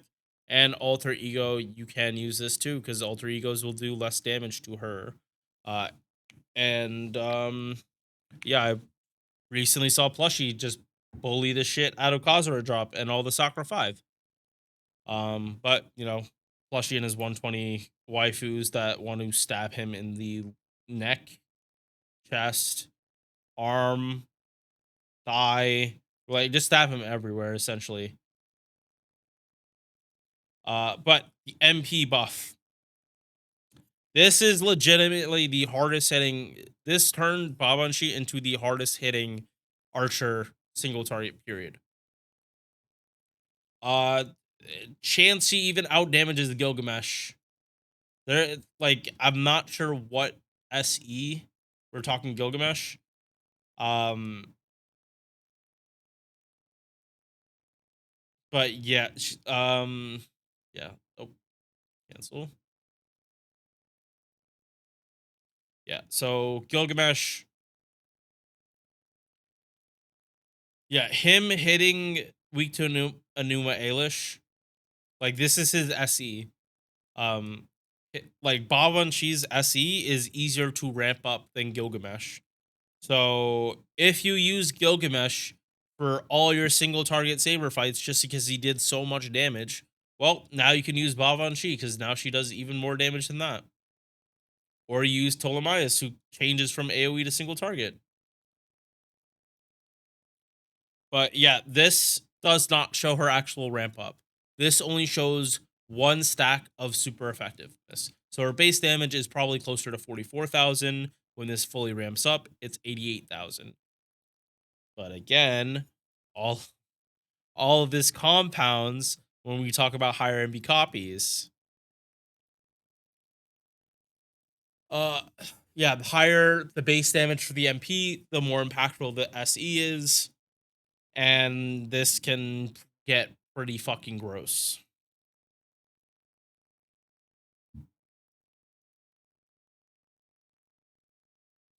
So don't. We're not talking about Bonzi. Um, but yeah, Babanshi easily strongest single target quick archer in the game. Like easily, no contest. Like, does she even have competition? I mean, Calamity Jane, but she's not up there for being a damage dealer. God no. Um,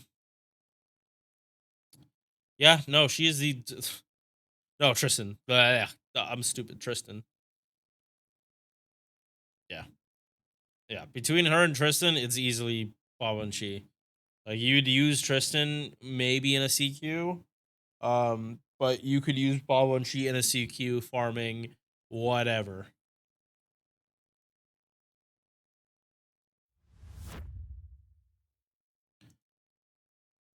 Next up, six more after this. Oh, let's not open up other browser. All right.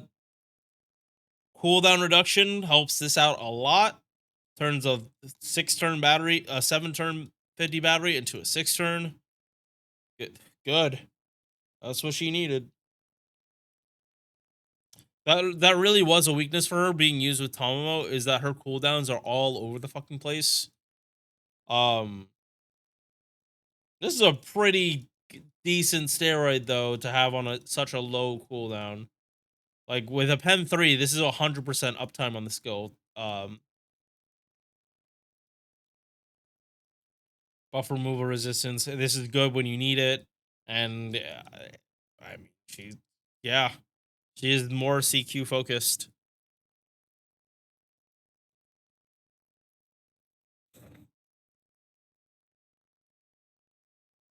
Yeah, like Squirtoria like doesn't need help refunding. Anastasia would. She'd need to either card or she just gets like a bigger battery from supports.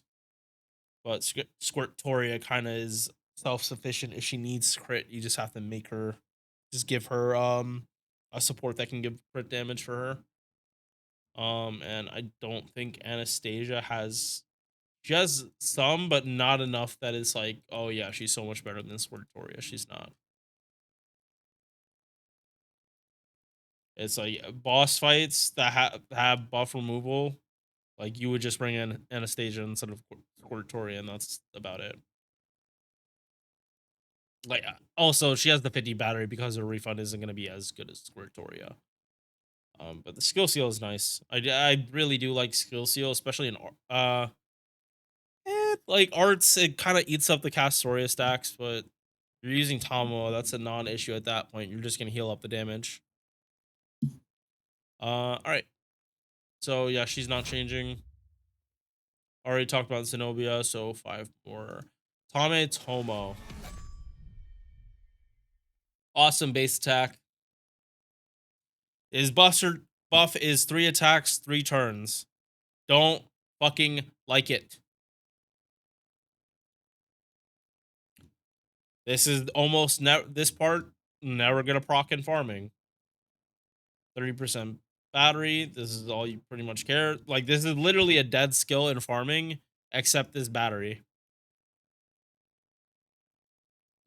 And then this skill just has like really, really poor. Um, this does not work well in farming at all. It's like they made Tame Tomo and they wanted like someone in the same realm as Juna, where he's not really meant for farming, and if you use him in farming, his true potential just isn't going to shine. But there isn't many the way most people play this game, they don't let it even get to 5 turns in the first place. Um, and even then, think with these 5 turns, you hmm, trying to think how to say it.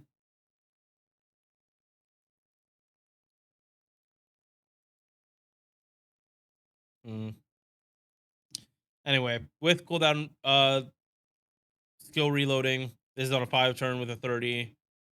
Uh, slightly better, but it doesn't matter really for the farming. Um, Unfortunately, if there was another damage steroid on this, it actually would be a little more appealing. Like if they gave him an attack buff on this skill, they buff it and give him an attack buff. That like they want to give it like make it 20% for 5 turns.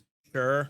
At that point, he actually will be able to double stack this skill for turn 3, and yeah, have a little bit more, but he doesn't work in the buster system, and like in normal farming you're probably not bringing him. And then comes the issue where, well, if he's not supposed to be MPing every turn, why does the crit damage he has intrinsic to himself so low? Like, if anything, this shouldn't be 30, this should be like 50 if not higher. If he's not supposed to be MPing, or put it on a different skill.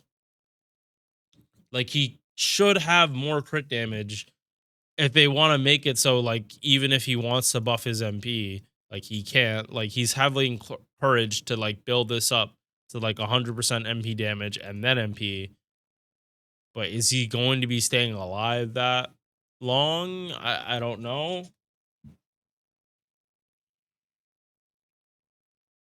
Like obviously you don't need to do the full ramp up.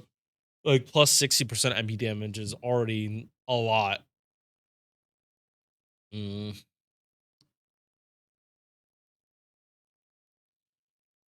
Yeah, like 40%. Like if you're like for multi-core, this works a little better because he can MP turn 1, doesn't use any cards turn 2, and then turn 3 he MPs and he gets a buster card in. I think that would be his best use case scenario, where he actually doesn't burn these every time, he actually builds it up a little bit. But mm, yeah, it's he has ignore invincibility, he has ignore defense. These are all good things. Like he's not meant for farming, he's meant for CQs. And he has an SC. The issue just strictly comes down to um why is he AoE? I feel he would have been so much better if he was single target. Cuz then he could actually have like like you can use crits until it's time to fire the MP. And yeah, I think it would be an interesting skill buff if one of them lets him swap his MP from single target to from AoE to single target. Um because then all of this kind of works better. Like if I'm being my honest opinion, I think he's one of those characters where this kit would just look better on a single target. Yeah, it's unfortunate. But yeah, you're kind of stuck here. You're just a little too awkward for my taste. All right, Takasugi. This guy, he is another servant that really would want to be used with Yui Shosetsu. He gives himself the buffs. He doesn't need anything specific, and even okay, like even if you wanted to pop Yui's MP first, it doesn't matter because like you're probably using him with Ruler Scotty to begin with. So he's gonna like, and Yui can give the arts buff. So yeah, like it really does. Yeah, and he has the Quicken Buster up for the party. So this off the rip, multi-core, um, school targeted crit damage and cooldown reduction. Guts, his own battery and his own attack. Like this is very clearly a multi-core unit. But he can be used as single core. Also ramps up crit damage, which I really like on a servant like this. Unfortunately, it's only 30 base, but if he is MPing back to back to back, that goes up to 90 for the final turn. And then he has an extra 50 here. OC, yeah. It's like he's up here for multi-core, and then he's also like his single target or single core looping isn't that far off either. MP looping. Yeah, like double double Scotty Oberon or double ruler Scotty Oberon and triple Scotty. Like it's not the highest on this list, but if Gil isn't hitting SE, Takasugi, funny enough, like actually out damages him, and then he has Chris to fall back on. And this is turn 3, so this is also when he'd have the super high crit numbers. So whether you're using ruler or caster Scotty, it doesn't matter at that point. You still are gonna like oh, also because you use Oberon, if you get a buster crit that turn, it's gonna hit hard. So I feel this is still justified keeping him in A plus. He is a little boring. He could use an MP or not an MP buff. He could use a buff, but not a big one. He Takazuki kind of doesn't need that much.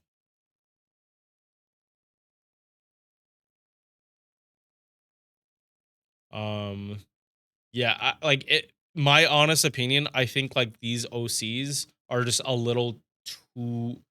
First off, they're one turn buffs. Sag. They really want to buff him, but they're not going to. They're not going to. But unironically, I think his MP is one of the weaker parts of his kit.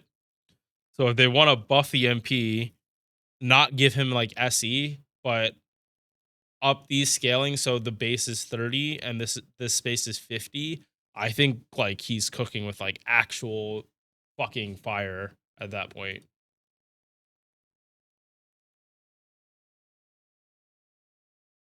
Yeah. Yeah, like I like everything else about his kit a little more. Like could this be 30%? Sure, but again, this is an AoE buff. Like his first two skill, like the first one's AoE, the second one's targeted, and then the third one's for himself. Like, what more do we really want on him that he kind of doesn't have? Like, do we want to give a servant with like ramp up crit damage SC when he's already getting like a lot of everything else? I don't know. I think he's like super solid and like depending on the context could it might just be the best option. But yeah, easily better looper than Ilya and Atlanta, like easily. Yeah, like he's sitting here with Black Rail, and these two are sitting with Super Scopes for consistency wise. Like Ilya can do start with from 50. I kind of don't know why they're showing scope up here. Um kind of justifying my reasoning for wanting to make my own spreadsheet, but we'll get to that at a future time that I'm not doing tier list shit for. All right, Durga.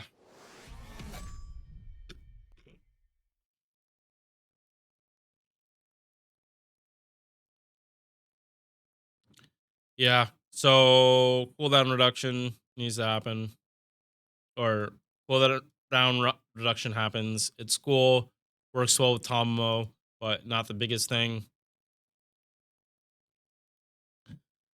SC against demonic, power mod against sky attribute, and defense after damage. The reason she is up here higher than these two is strictly for her looping. Like Charger kind of has noodle damage for MP. Uh Zenobia, it's mitigated by the fact that she's a 4-star, but this list is supposed to be her at a 4-star. Um but yeah, demonic is probably one of the most common trait enemies have. Like this is pretty much this is a lot of enemies. Um I want to say especially part 1, but as you see here, more we have Morris here, so lost about 6. The issue with her is her fake cards really, really, really, really suck. Like, do not expect like good refund from these cards. She is like an MP spammer, and that is pretty much it.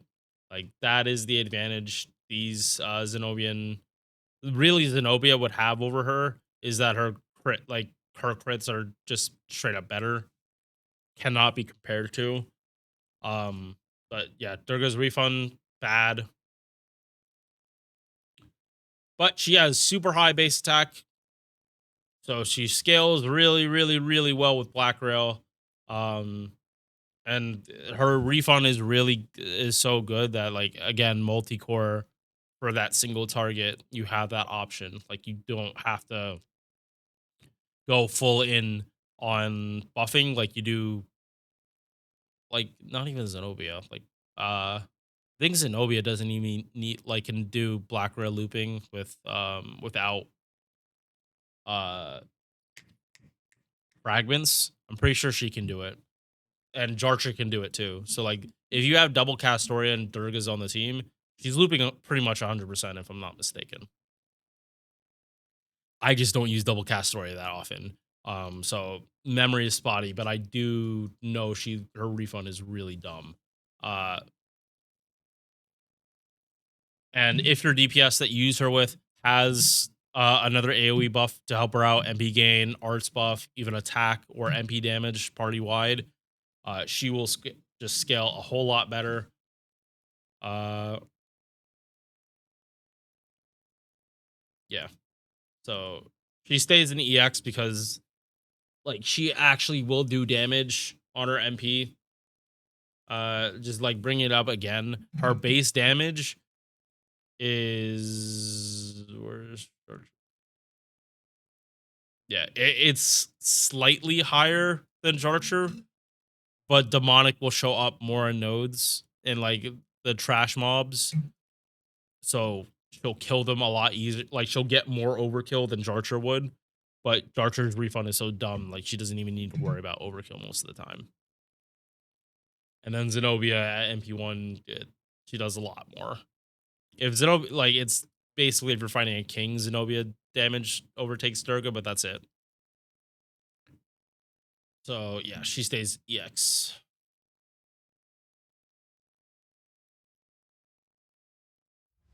Where's my? Oh, wait, did I finish my water already? Yeah, finished it a while ago then. All right, 2 more. UDK Bargist.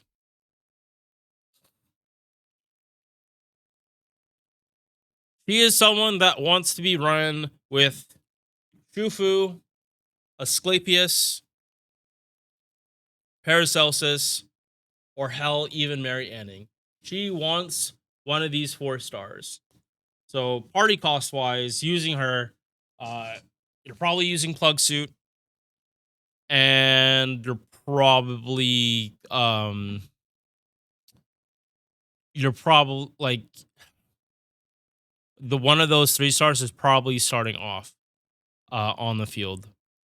I would not suggest using Bargus for multi-core unless you're only using her as a single target, and then she looks a whole lot better because her AOE numbers are not good. She hits slightly higher than Zenobia, but Zenobia just has better refund than Barghest. Um, yeah, like you can kind of see it here. Like Barghest doesn't have an arts buff. Like she's expected to get it from her supports, so that's kind of a red flag. Her base gain is lower, and it's still 4 hit like Zenobia. So like this thing is just gonna refund worse than Zenobia's. Uh, if you have a 3 star, it mm, it does more damage, but not by that much. Yeah, again, like this is just an extra cherry on top if you bring it. It changes a 30% attack buff to a 50, which again, still massive. The real shine though for her is her being able to swap to being oh my god, I keep clicking the wrong things. Uh is her going single target. Her going single target looks much better. Removes offensive buffs, 45,000 damage. That is again nothing to scoff at. That is buffed and like that is that is more than Babanshi with her buff MP. Not counting the SE.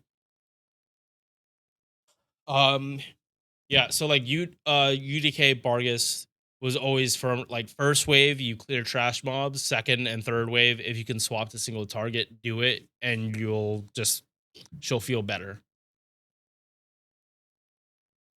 Um but yeah, removing offensive buffs again, this does not come up in sorry. It does not come up in farming. You don't care like they don't why do you care about removing AoE buffs or offensive buffs in farming when they're not supposed to be hitting you in the first place? This part is definitely more for CQ focused. She gets an arcs buff here. Uh so even with that, she is still staying at B. And again, oh right, talking about cooldown reduction. This being dropped down to be able to like 6 turn for the first one is nice. And this is the AoE cooldown reduction. Accept yourself. Um so yeah, like ooh, yeah, like for a non-Castoria style comps, like they're using Tamamo, like you can do some like really crazy, like really wild shit where you do not let the enemy like hit you, and if you do get hit, your like supports are still good. She herself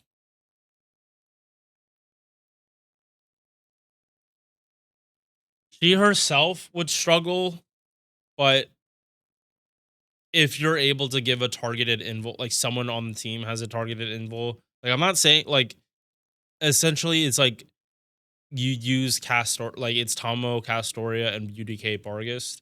And like the turn Castoria is not going to be able to pop her MP for whatever reason.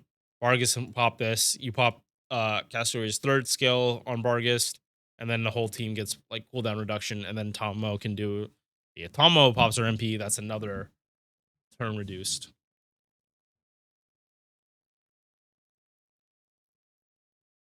Yeah, and just like changing traits like this being on a low cooldown, if you're in a cooldown team already, like you're pretty much just gonna be in single target mode like the whole time.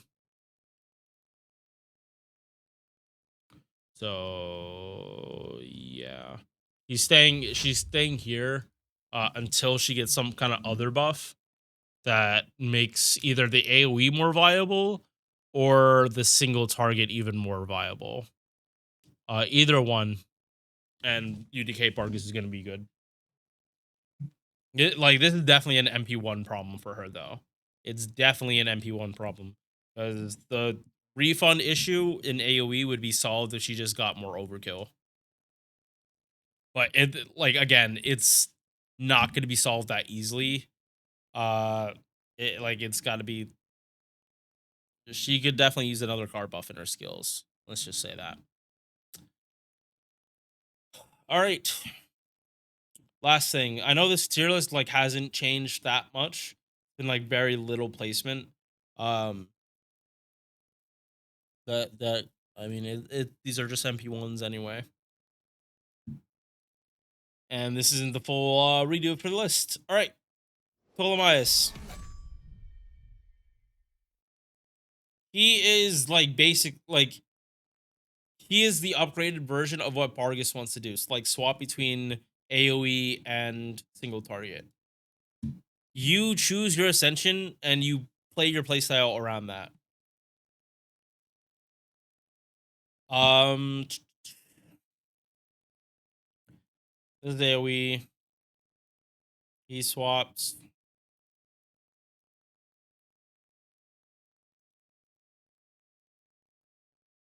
Mm,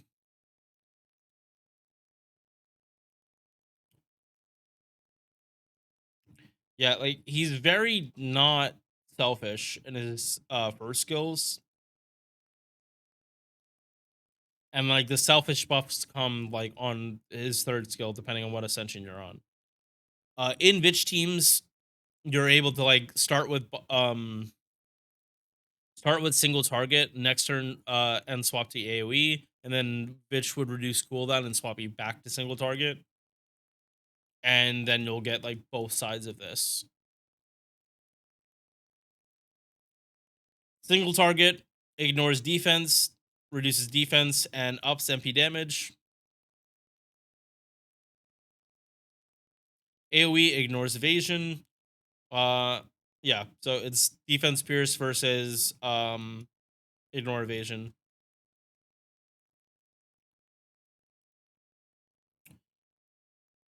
From what I remember, his farming is like okay. Um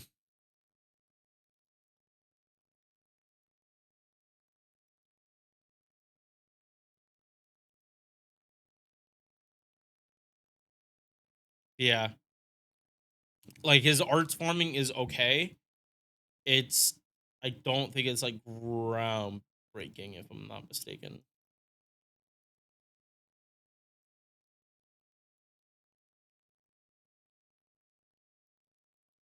Yeah, like he'd want this MB gen. Yeah.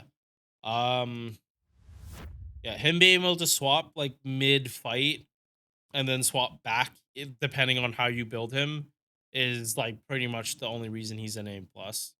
I'd rather not like judge him by single target or AoE because it's one character. It's not like I don't want to split it up because that's the point of the character is you can swap. And yeah, that's it.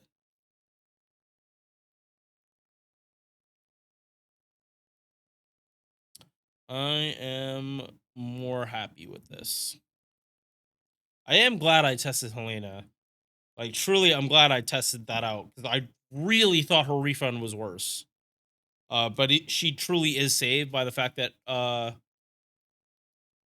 like she has so much AOE battery that Castoria can help make up the difference that her base stats are lacking.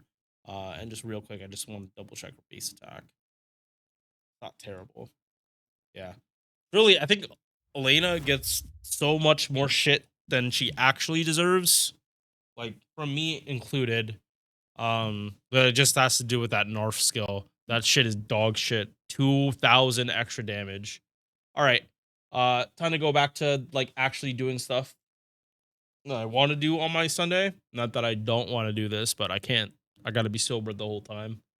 Um, just so like I make sure all my points are as clear as possible. And when someone tries to check me on my opinion, uh, I'm not thinking what the fuck was I actually thinking on this, because that's definitely something I do when I'm like not sober. All right, I'm gonna enjoy the rest of my Sunday. Peace. Thank you for making it to the end of this video. If you enjoyed, drop a like or sub. Hope to see you in the next one. Peace.